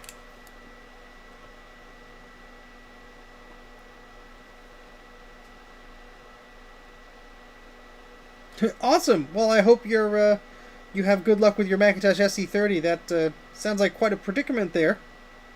But hopefully you could resolve that. You seem like a very capable individual. Well, best of luck to you.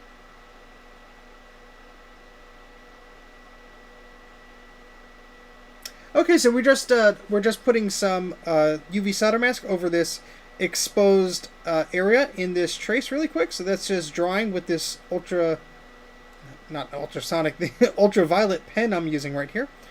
So that's just going to take another minute or so to dry.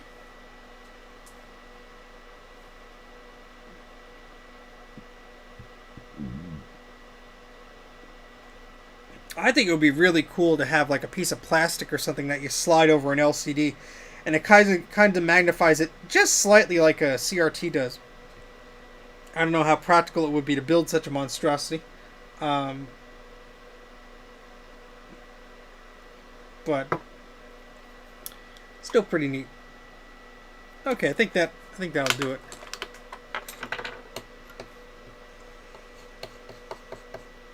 Yes, the faulty RTC chip on your SE30. Wish you the best of luck on that one. Okay, so speaking of SE30s, that's what we're working on today. So I'm going to put some flux on this solder pad here and here. Oh, really? How did I miss that? How did I miss that? There's a big streak here. That needs there's too much stuff on this table here for me to move this around. Where I lost my place.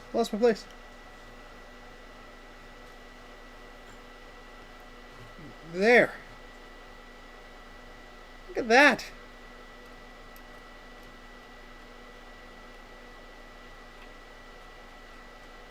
Gotta fix that. That's disgusting.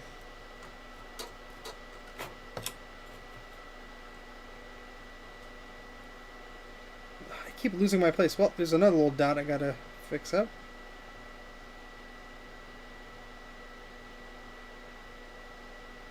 It's very disorienting when you're zoomed so far in sometimes.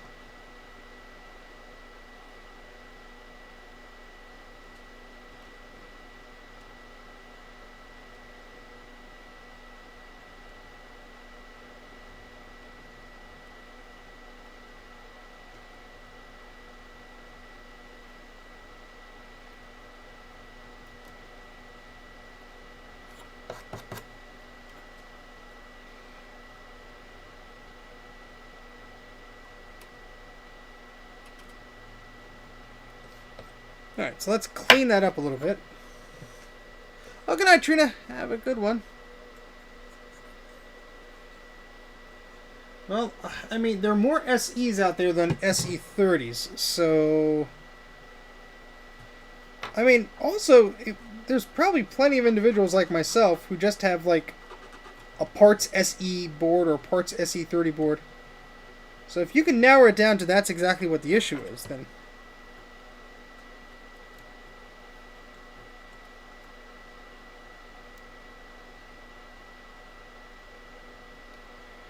Alright, let's try and clean that up a little bit.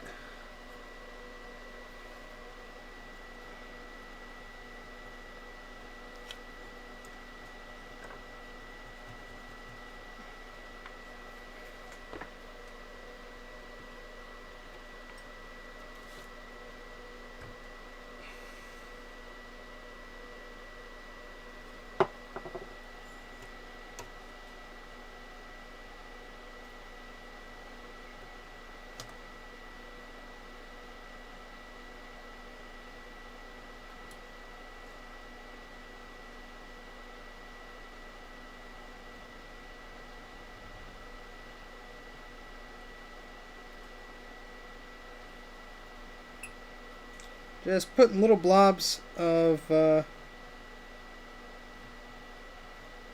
this solder mask where I need to.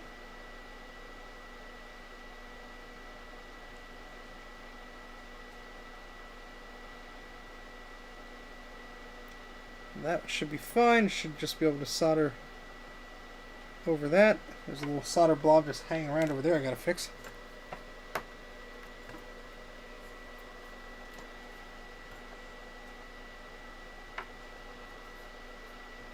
And is there actually anything under this, or was I just going silly? Nope. Alright, that doesn't need to be there. Clean that off the board.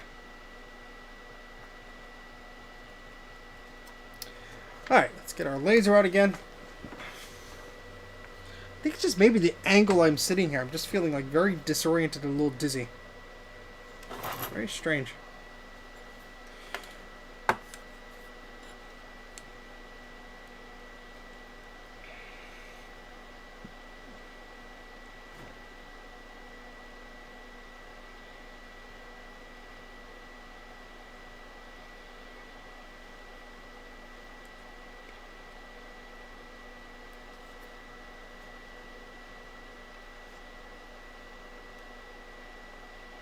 That's pretty neat. It's always interesting when you find old stuff like that.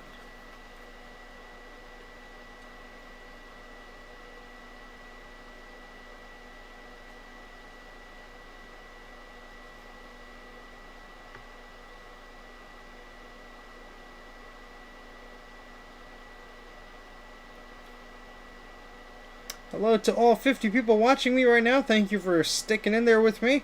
Hopefully we'll be able to test this thing as soon as I can get some caps on it. There are just some nicks in the board I gotta fix here first. I think we're making pretty good progress. We've been doing this for about 2 hours. Let's probably cap this at an hour or so, because it's getting pretty late.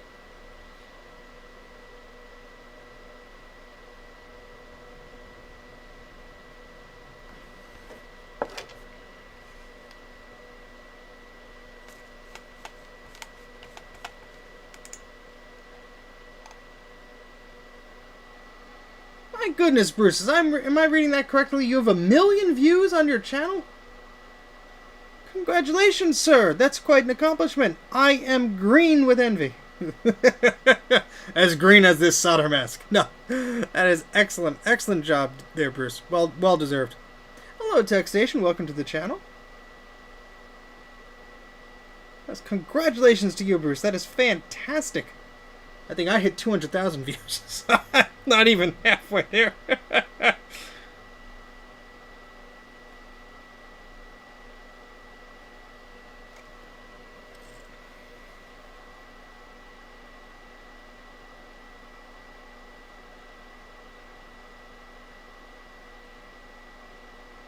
Yeah, I don't think that's going anywhere. And let's just do this one here.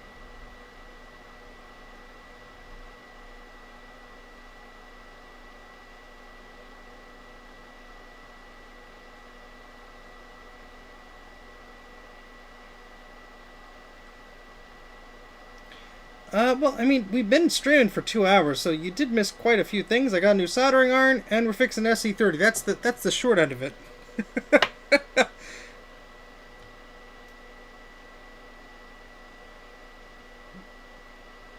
But we're still fixing it. We're putting caps on. We did not... No, the UV light did not get a new battery. I probably could use one, to be honest. Okay, I can put a cap down there. That needs that still needs some attention there. See, this is going to be very tedious work sometimes. It's very rewarding to get this stuff fixed, but it's going to be very, very tedious.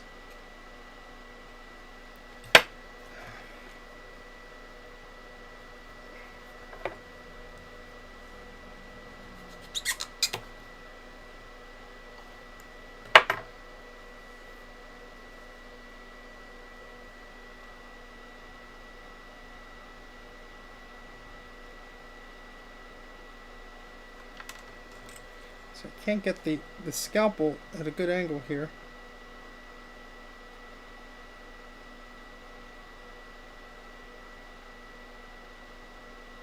That should be okay.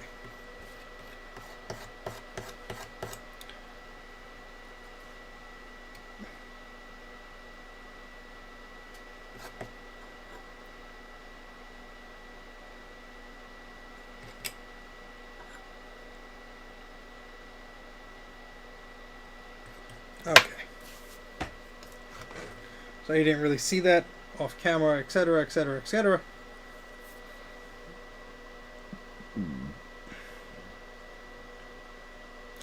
Oh, Dana posted a new thingy on Twitter. Move this tripod out of the way. I still need to clean up in order to move my desk. I have not been able to do that yet. Let's see if I can one-hand navigate to Twitter here without moving either hand on the laser. Oh, that is lovely, Dana. Feel free to paste a link in that to the chat, but I will actually... let's share that on the screen real quick. There you go. That is fantastic, Dana. So this is a CRT imagined or modded mini VMac emulation setup. That is fantastic. Subscribe to Dana on Twitter. She does absolutely fantastic stuff. Well done. Well done. Well deserved.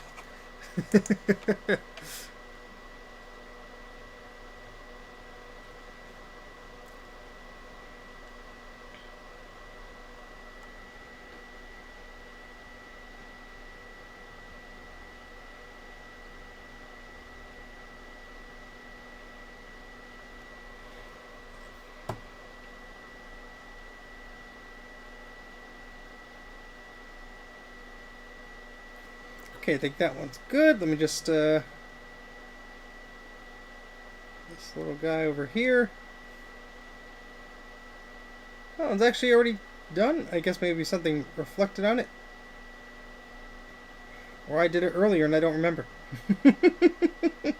Very possible. Alright, oh yeah, we do have... The fun never ends with this, does it?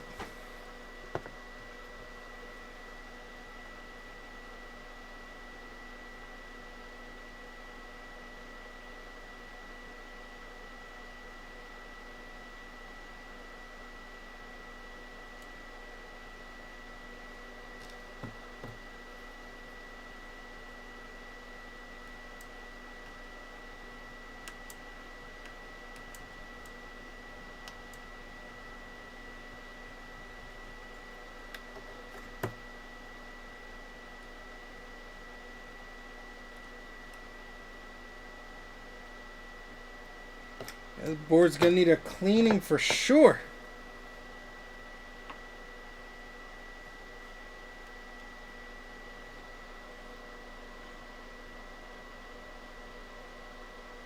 Yes, there is a carbon monoxide detector in this room. It is by that region over there, by where the sinks are.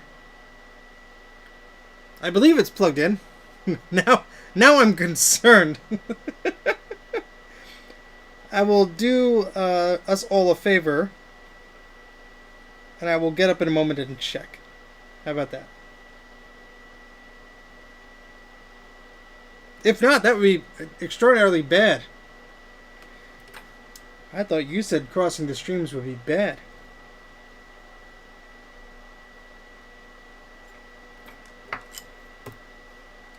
And there's one upstairs which hasn't gone off, so that's good. It's one of the ones that plugs into the wall.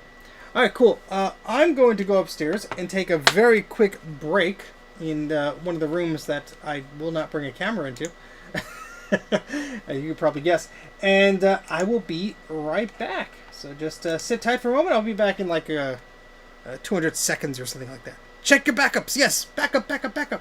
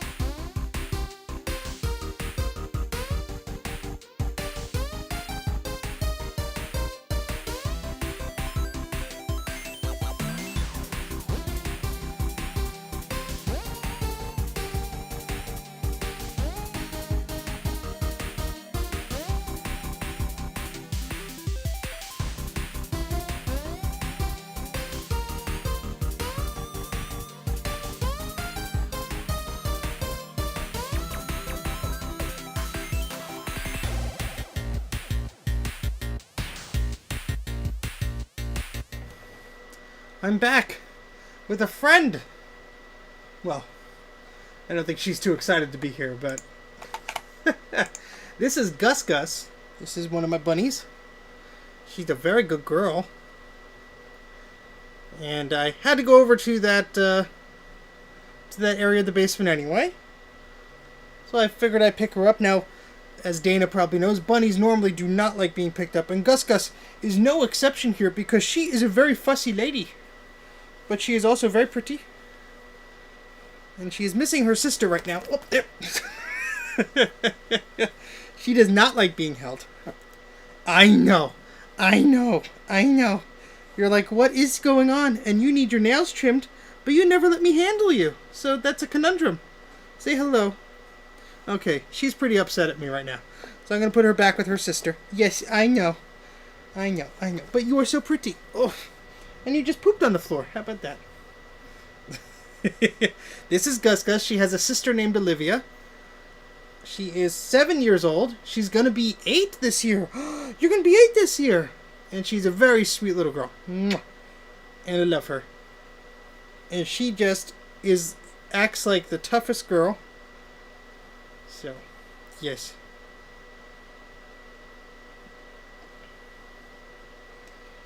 You're a very good girl. Yes. We will bribe you with treats later. Oh yes, proper ear rubs. You need all the proper ear rubs. Right, Gus Gus? That's right. See, it's not so bad when you get held because you get proper ear rubs. Right? Oh yes. Oh yeah. I know you're enjoying this, so don't try and say otherwise. She's actually one of the smaller ones that we have. I'd bring over the other one, but my arm would be missing. So. Aww. Poor little guy. You're a good girl. Alright, we're going to put you back with your sister. Maybe we'll bring your sister over here, because your sister wants to be looked at too, probably. Alright, let's make sure we didn't knock over our water bottle. And let's put your little poopy in the trash bin. Okay, I'll be back with another bun. How about that? This has been Learning with Buns. Alright, let me go grab her sister. Gus Gus is probably about 8 pounds or so.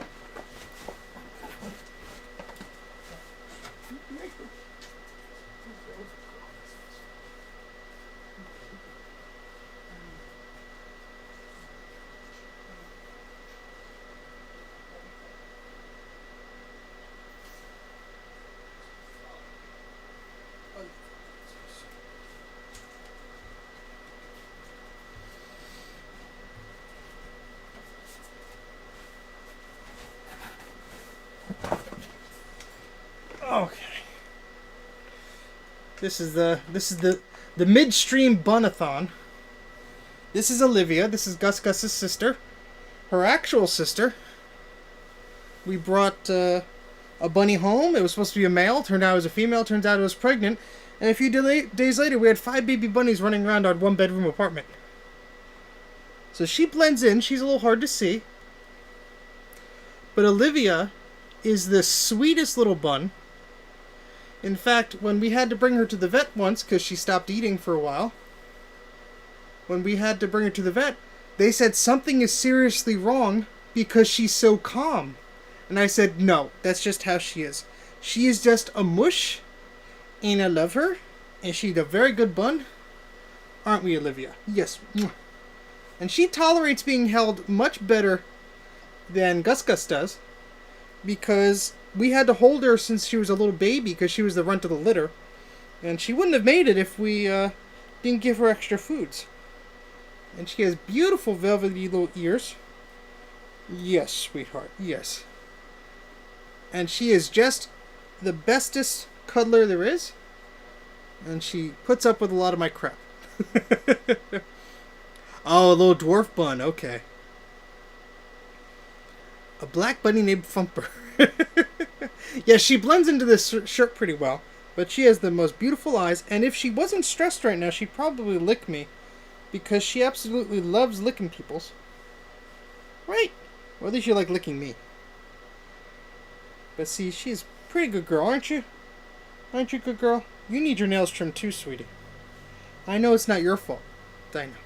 Yes, Mike has experienced the buns. Yes, I know your ears are back now. You're like, what's going on? This posture is a very, like, help. I'm very confused. And you can see there's just so much, well, you probably can't, but there's so much fur on my shirt right now. Her love affair with the vacuum cleaner. I had to click on this. Aw. Okay, Olivia, you want to go back with your sister and cause some trouble? Okay, we're going to bring you back. We're going to bring you back, sweetheart. Oh, yes. Oh, yes. Bunnies are very therapeutic. She's my emotional support rabbit. Yes, Brian experienced the bunnies as well. You had the biggest ears. Well, some of the biggest ears. We don't want to compare ears. It's very rude, I know. Oh, I know. You are just wanting all the head pets right now. Yes, this is our mid-soldering bunny break, if you haven't found out already. Alright, I'm going to go and take the bathroom break I was supposed to take before the bunnies distracted me. And I will be back momentarily. Right, Olivia? Is that right? Okay. Yes, she's been nicknamed a very deluxe bun. And although her fur is black, there's quite a lot of little white highlights that you could only see if the light touches it so. Okay, but you are quite a big girl, aren't you? Oh my goodness. Alright, so I'll be back in a little bit. Let me go take my my little break, and I will be back in a moment.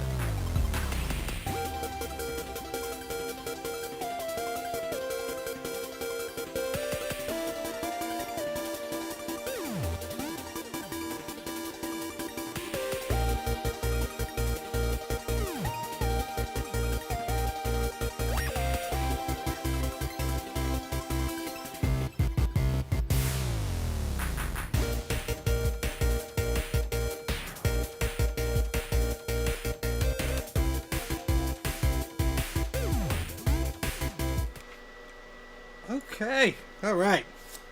I am back and I have fur all over me. And so now you know why whenever I do a scripted video, you just see like hairs just fly around. Because it's their basement. I'm only taking up the space in it. Yes, bless buns. Yes, bliss buns. Oh, boy. Top quality content. Excellent. No. Mike's kitties are adorable kitties. I love Mike's kitties. They are very, very fine kitty cats. Alright, so let's get back to what we were doing here. Before the bunnies decide to interrupt us, but that was okay.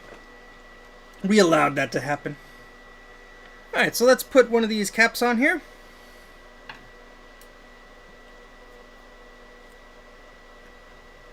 Oh, yeah, the Flemmies are huge. They are a lot of bun to love. They are big goofballs, apparently.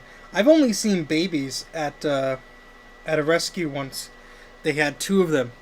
And I'm like, oh, are those adults? They're like, no, those are just babies. And I'm like, oh my god, they're huge.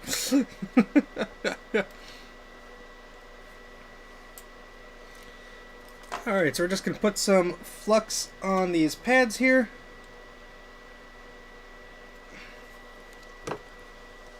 Hey David, welcome to the chat. Not sure when you stopped in. Sorry if I missed you earlier. But thank you very much for tuning in.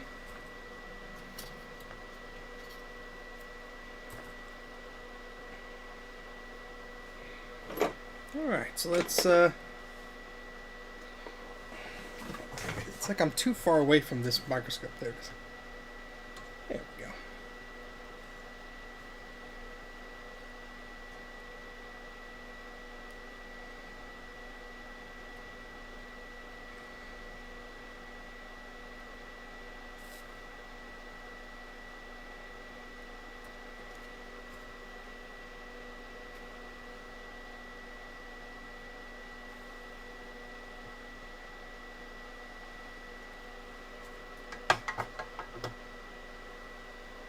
Did not want to miss part 2. Well, thank you very much.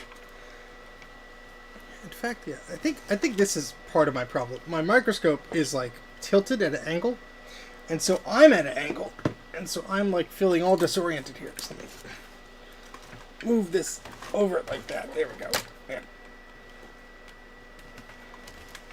Okay, that should help slightly, maybe. Helps me at least. Okay.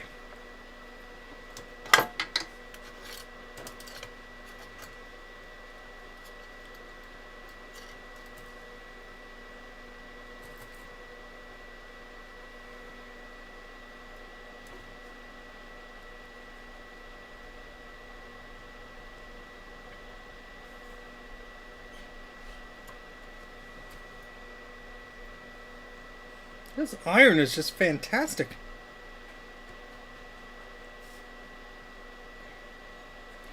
So far, I'm very impressed.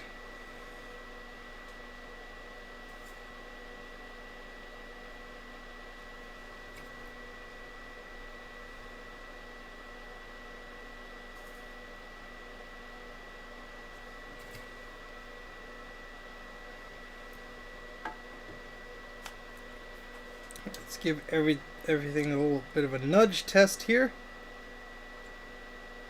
Make sure they're not going anywhere, and they are not. Alright, onward to this one. I don't see any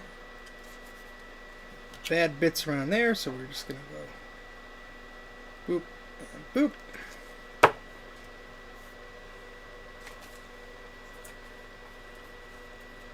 Put another 4716 capacitor right there.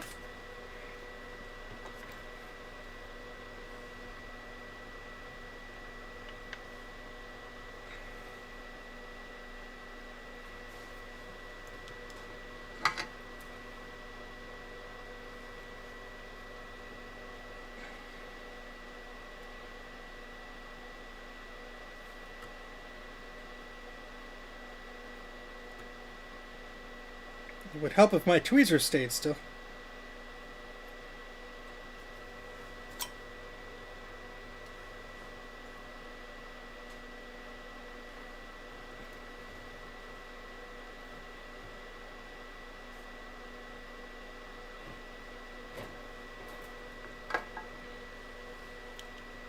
No, I went back down to 400C. Okay, and that is not going anywhere. Excellent. Alright, so let's get these three bad boys out of the way here.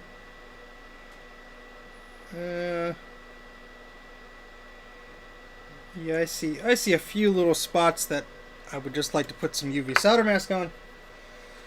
Of course. Why should it be easy? Alright, let's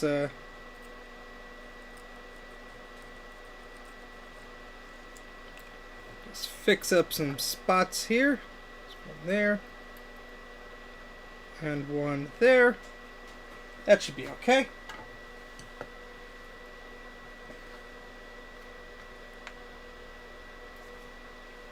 Still got 45 people watching. Thank you very much for tuning in.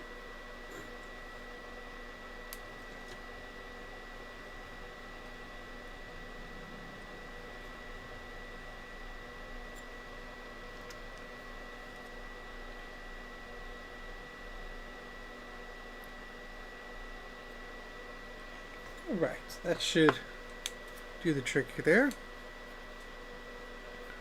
Was there a break on the right side of the trace on the last one? The last capacitor, you mean?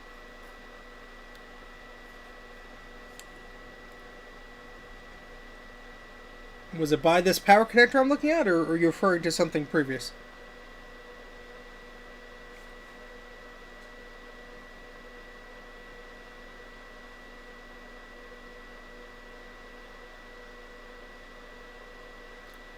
Okay, I will look back at that one real quick.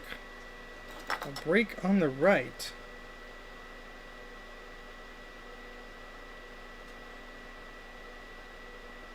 I'm not seeing anything. But if any of you see anything, feel free to tell me, no, go back. And I will gladly do so.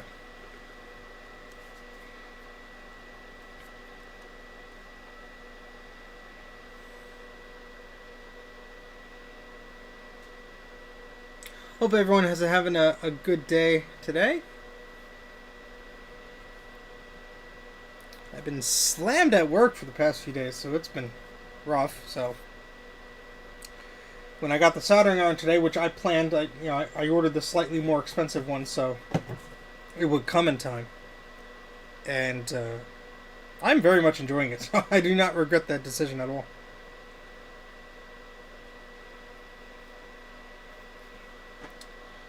Will do.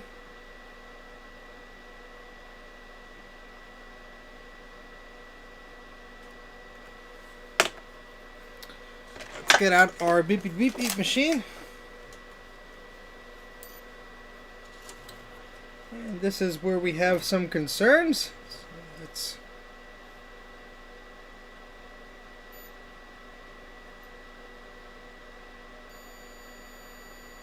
oh, that checks okay. And so does that. So at least on that cap, we should be okay. A bit of green in some areas here, but more beeps! We demand more beeps, Captain! She can't handle any more beats. Beats. Beats. Beats. No, beeps.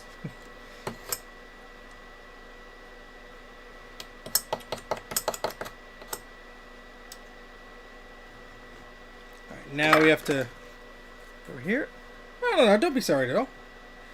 Always good to check. I mean, Bruce knows, and I know that, when you're watching someone stream, your focus is sometimes on something that the individual who's streaming has no idea to even pay attention to. Just like the other day, Bruce was working on a Classic 1 board, and I noticed that the ROM chip was in the wrong orientation. But Bruce wasn't focused on the ROM chip, so he didn't think about it. So, just, the ROM chip was dead anyway. So I don't think it really mattered. But, everyone has a different viewpoint sometimes. Just try to plan your afternoon? Huh! Well, we just have to put down 5 more caps. And I don't think the rest really need any touching up. So, 5 more caps and then 2 axials. Then we're going to power this sucker on, Bruce. So, I don't know, within the next 20 minutes, hopefully? hopefully, I'm not planning to stick around further than the next. The next half hour is probably going to be my limit because I'm getting a little tired. So we will definitely aim to have this up and tested the next 20 to 30 minutes. How does that sound? It would be quicker if there wasn't so many damn spots that I had to put solder mask on and all this stuff. But no worries if you can't stick through the whole thing. Don't want to take over your entire afternoon there.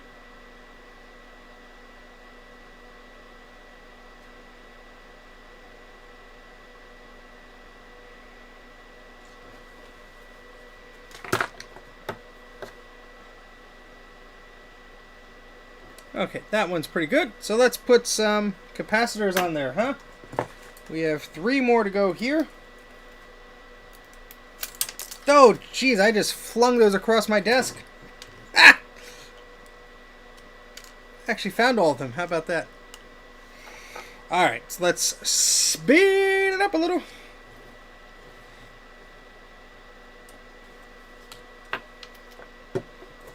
Everything needs to be cleaned. Everything needs to be this. This is a very needy board.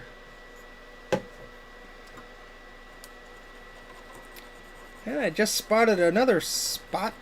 Right? Where'd it go? Right there. I mean, thankfully it's not near a cap or anything, but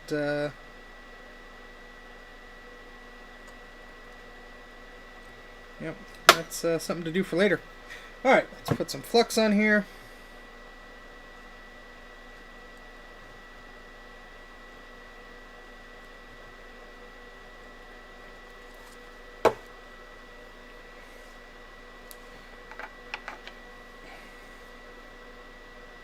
Some of the most enjoying meals I've had when I have nothing else to do is by watching a stream and just having lunch or, you know, a meal, and it's just like, oh, my favorite TV show's on.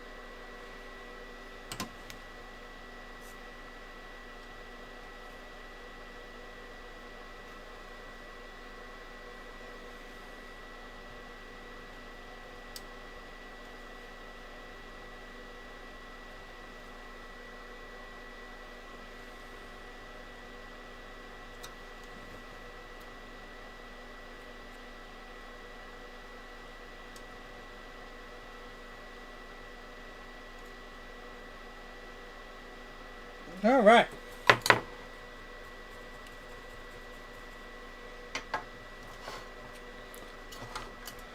Okay, so those look respectable. So let's put the last 2 surface mount caps on. Then we just got some axials. Then we should be ready to test this. All right, so I don't think I have to put any solder mask in that area, so that's good. Get out 2 more caps here. These are the slightly smaller ones, but I do prefer these. They're just a little bit easier to work with.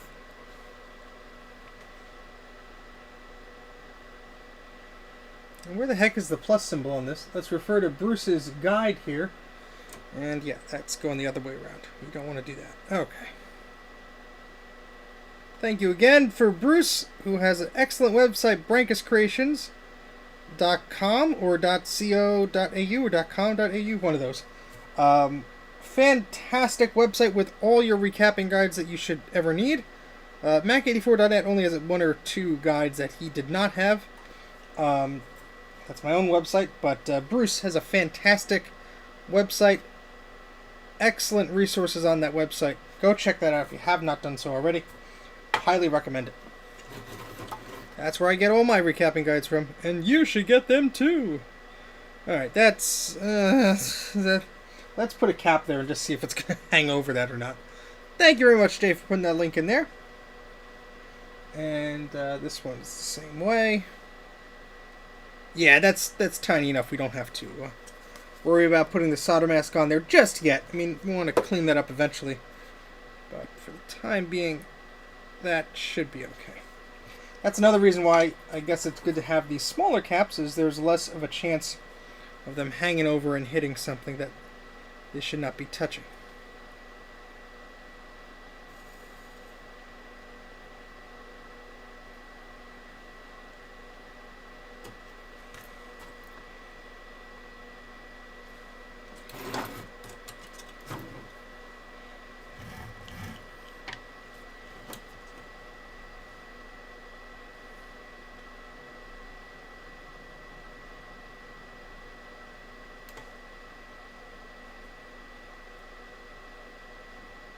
Okay. Alright, now it's time for the axials.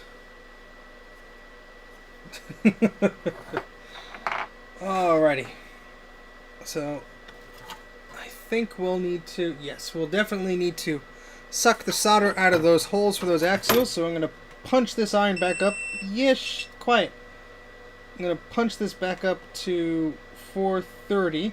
It has a boost mode where it just boosted itself up to like 450 for a second. I guess I need to read the manual for this thing, because I have not. Alright, so let's get our solder wick out. And let's get our microscope in the right direction here. And we're going to see if we can clear these.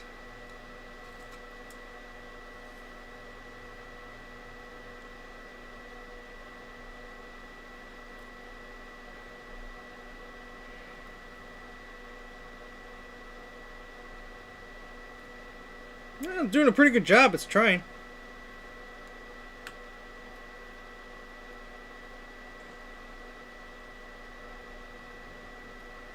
We have to get it from the other side.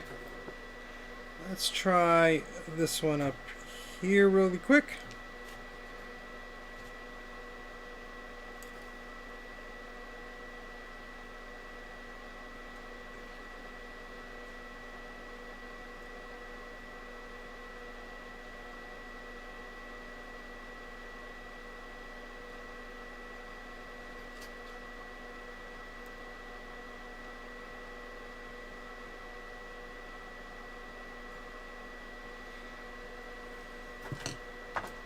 We may just need to flood these with some fresh solder here.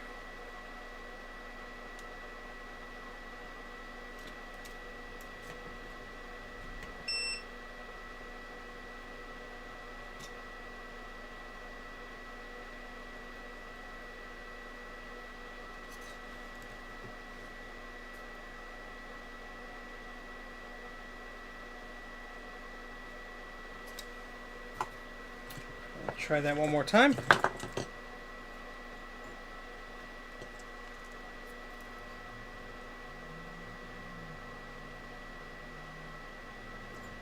Hey, look at that. Was that the right one? Of course that wasn't the right one. Oopsie. Technical foul.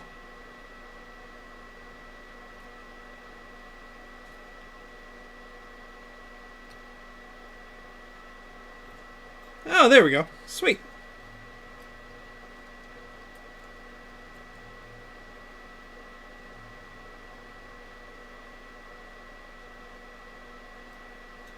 That one worked pretty well.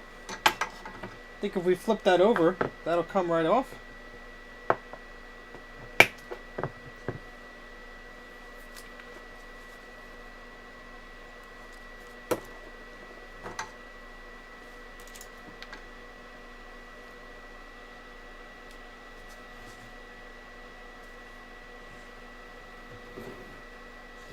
And we're just going to do the same thing over here.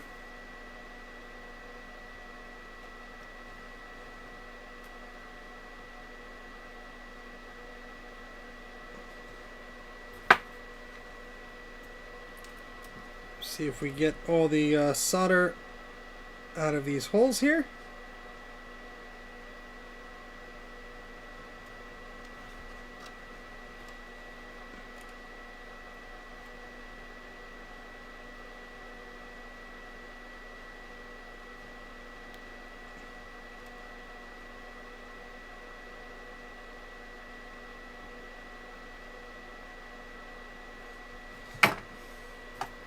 Try one more time there, and then we'll flip it over.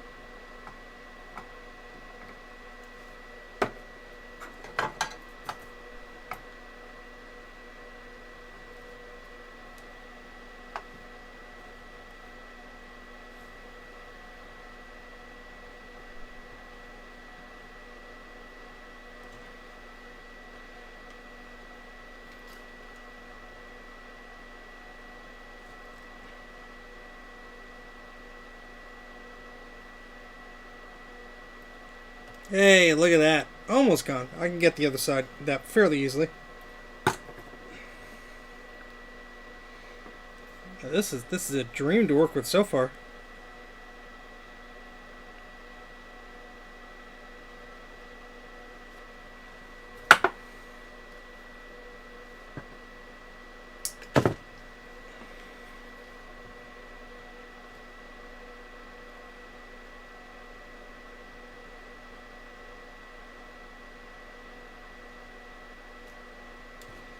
Almost. Well, let's try the other side. Might not be able to see, might be a little bit out of focus, so I apologize, but I'll give you the play-by-play. How about that?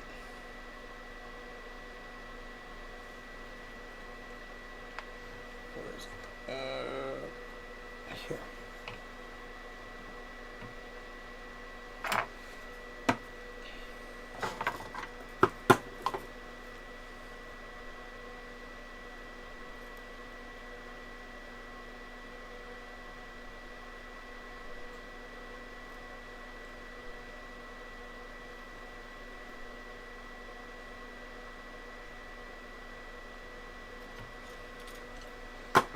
I think I got one.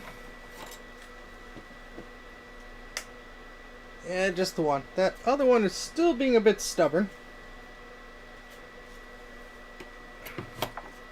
Let's try adding some fresh solder to the rear side of it.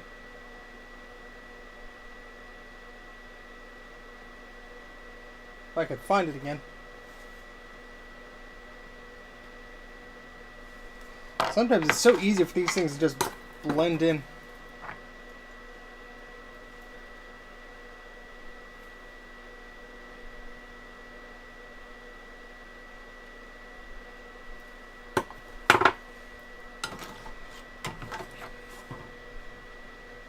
So sorry again for the blurriness here.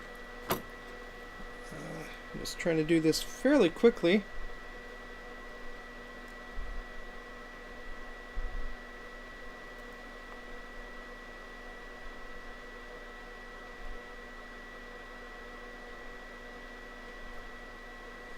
Oof, nothing.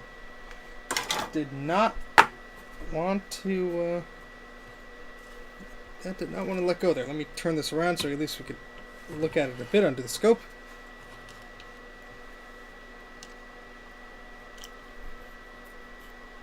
I mean, this is one right on the ground plane, so not expecting any miracles here, but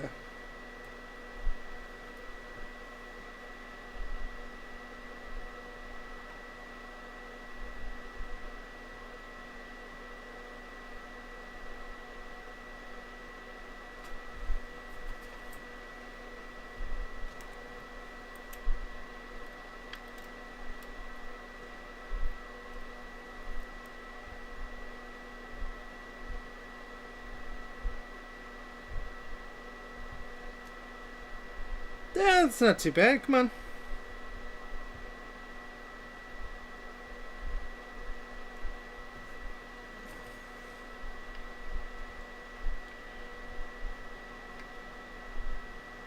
This might be one of those where I have to just like wiggle the wiggle the end of the leg through there, because I don't have that big chisel tip yet. Otherwise, I'd try that.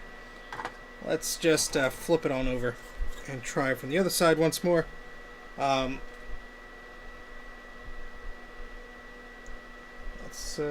Oh yeah, and then there was this one on this side. Let me just... Sorry, we keep flipping around here. I'm trying to rush. Bruce said he was gonna leave. I got sad.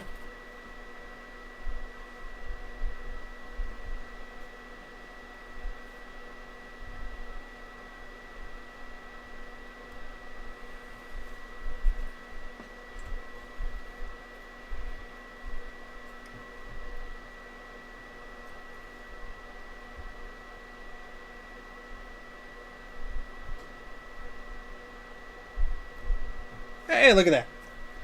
One less problem there. Alright, so we have one last hole here for the axial capacitor, the through hole guy there. So I'm just going to try and fix this up here.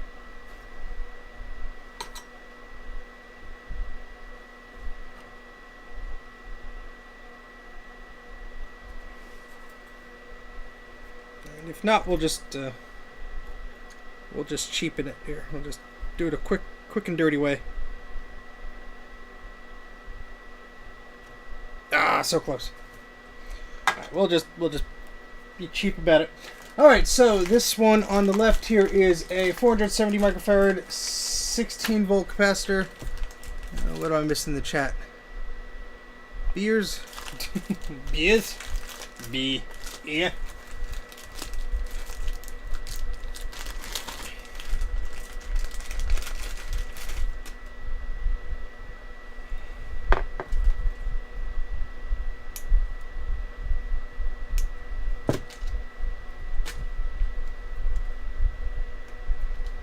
Okay, so the positive goes that way, negative goes that way.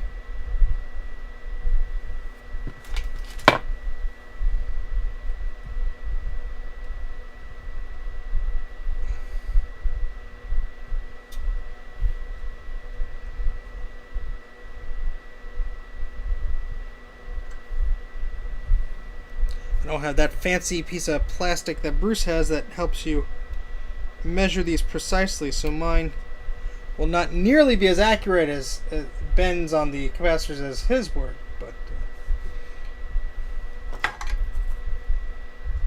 so we're just going to apply some heat on one leg to just sort of kindly suggest to get in that hole there.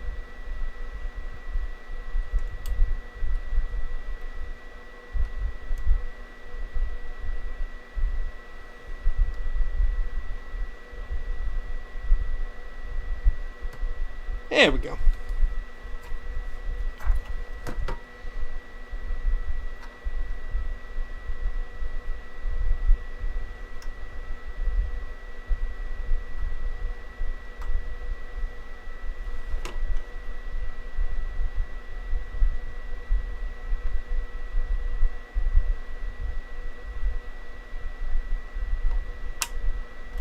Perfecto.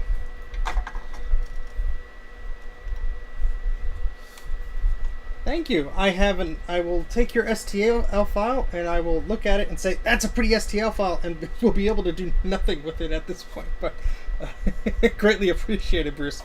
I will hopefully be able to use that sometime soon. Alright, so that's the first axial in. We have one more cap, and then we're ready to test this thing. I know, I'm so excited. Tim is probably asleep by now, but it's alright, Tim. We will inform you of the outcome. Alright, so this is the 220, so we leave that. The obsolete techie has returned! Thank you for coming back. Okay, so then this negative goes that way. So let's bend this one like that. Let's see if that's good enough.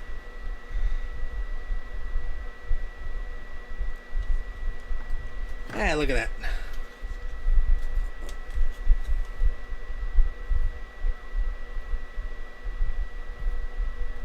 All right. So let's just solder the backs of those so they stay put. Just add a little dab of flux onto the back of those legs. And we'll just be adding some solder, and I think we'll be pretty good.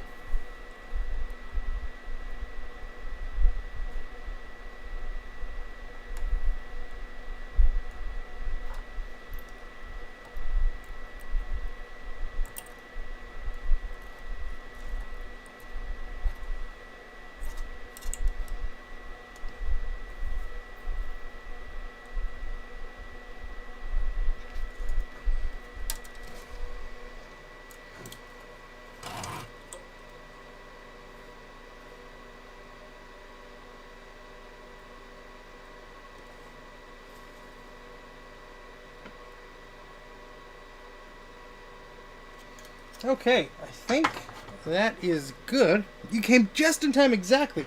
We were just waiting for you. Alright, so let's put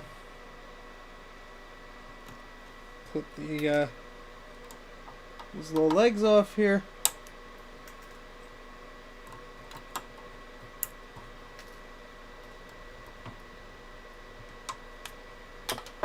Just get a good look at these, make sure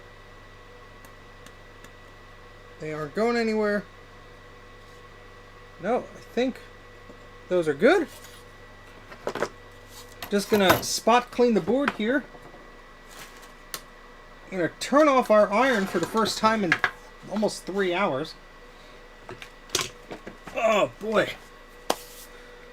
I am ready to test this as soon as we just do a quick little spot checks here.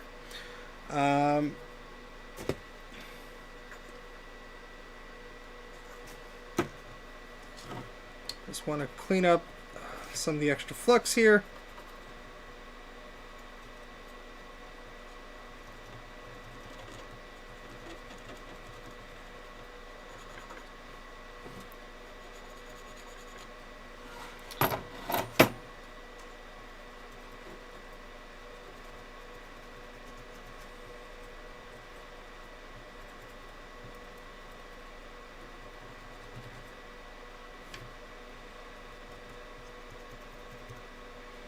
Tim, my friend, are you still with us in the chat? I am just curious.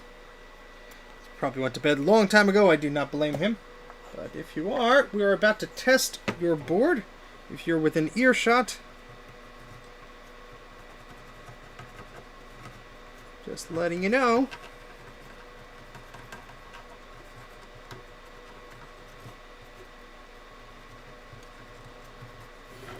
Okay.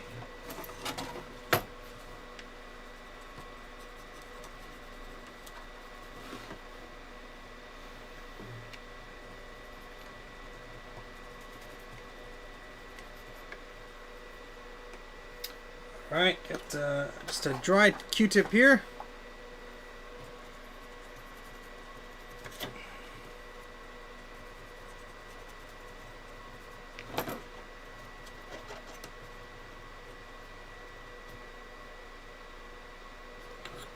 This one actually connected? Yes. It always worries me because some of the axials wiggle a lot on the top, but they are solidly connected on the back. Sometimes I will put some extra solder on the top if I can fit the iron into there.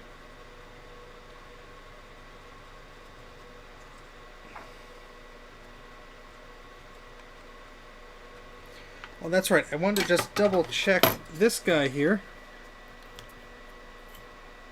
Let me just use my scalpel. Wherever did I put that scalpel? I haven't used it in like an hour. Oops. Did the bunny knock it off the table? We don't have to blame Gus. She didn't do it. I probably dropped it. No. Thankfully good. Because I don't want to step on that. That would hurt.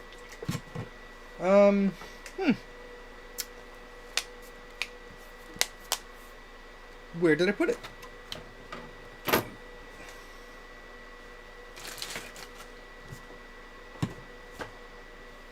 Well, that's... Hopefully it didn't fall in the trash bin, because that'll be fun to look for. It's probably like right in front of me. I'm just not seeing it, because I'm stupid.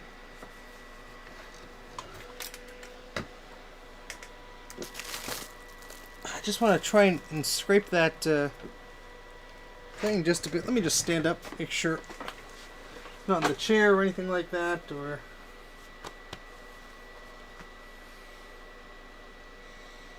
Oh, here it is. See, it was right under the pair of pliers, but it was just like blending in. If I was sitting on the scalpel, oh boy, that would be bad. I just want to make sure nothing is connecting where it shouldn't on this guy here.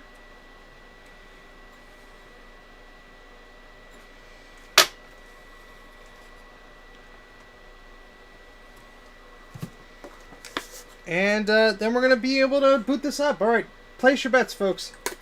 Do you think this is going to work? Now, full disclosure, Tim said it worked sometimes. So, I am hopeful that we'll get some life out of this. What do you guys say? What do you guys think? Think it's going to work?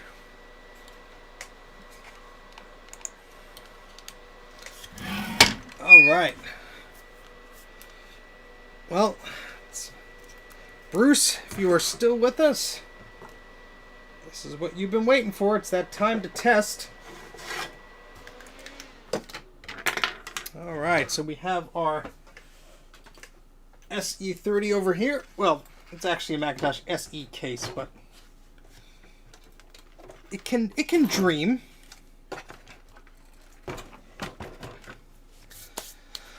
Okay, and I just need to grab the memory modules.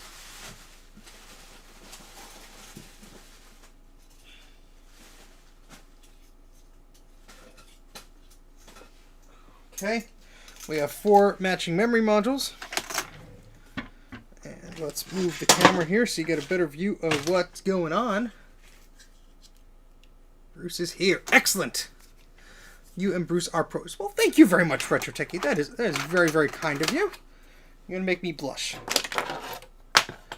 And, of course, I moved my extension cable to the Classic, which is over there. So let me go grab that. Makes it a little bit easier.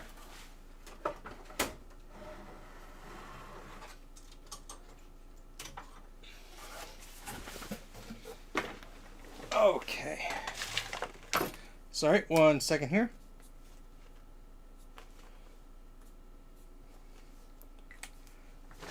Sorry, I keep hitting this camera. I don't mean to.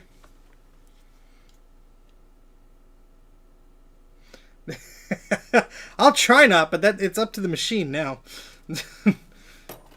I've done all I can. Alright, so just have this little extension cable there. Oh, we didn't check everything here. Let me double check the polarity of everything, because we don't want to make a fool out of ourselves. Positive, positive, positive, positive. Positive, positive. Yep. This one is negative over there. Positive to the left of that. Positive on the left. Positive. Okay, we seem to be in good shape.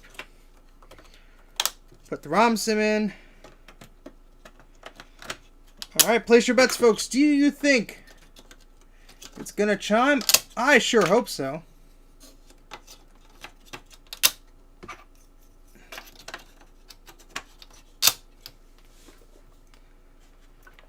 And we're just going to plug in our little speaker as well, so we can make sure if it does want to chime, we will hear it.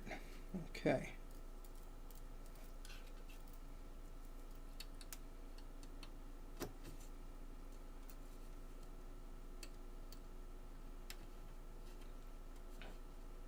All right. Okay, let's arrange that so you can see it as best as I can. We're gonna plug this guy in and give it a go in 3, 2, 1, go. Hey, there we go. Let's hope we get a nice cursor, and we do. Fantastic. And hopefully we get a little flashy question mark dealy.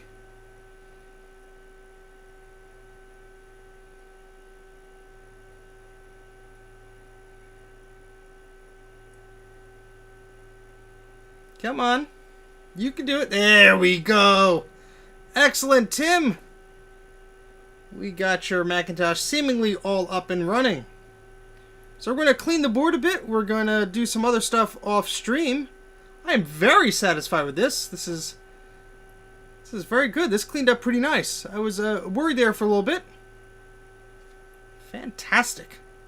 It lives! Eep! Thank you very much, Joe, for the super chat. Very much appreciated. Joe has some excellent content, by the way. If you have not subscribed to Joe's Computer Museum, please do so. Yeah, I'm pretty pleased with that. I have to do some software tests and some hardware tests and all that stuff, but we're not going to be doing that right now because that stuff takes time. But I'm excited. I'm very excited. I was expecting this machine to be a bit more problematic.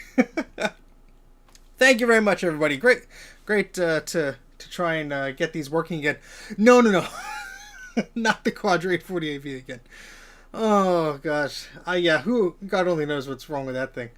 But yeah, I'm happy that this is working again because yeah. Now I am just a little bit cautious because Tim did say that this machine works sometimes and not others. So I do want to put a lot of testing through on this machine to make sure it is fully going to work. All right, good night, Retro Techie. Thank you very much for stopping by. yeah. I don't think Bruce is.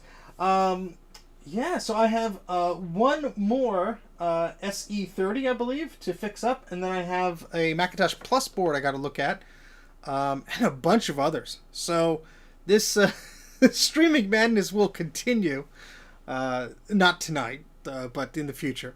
But I think I'm going to cut it closed here because we're successful.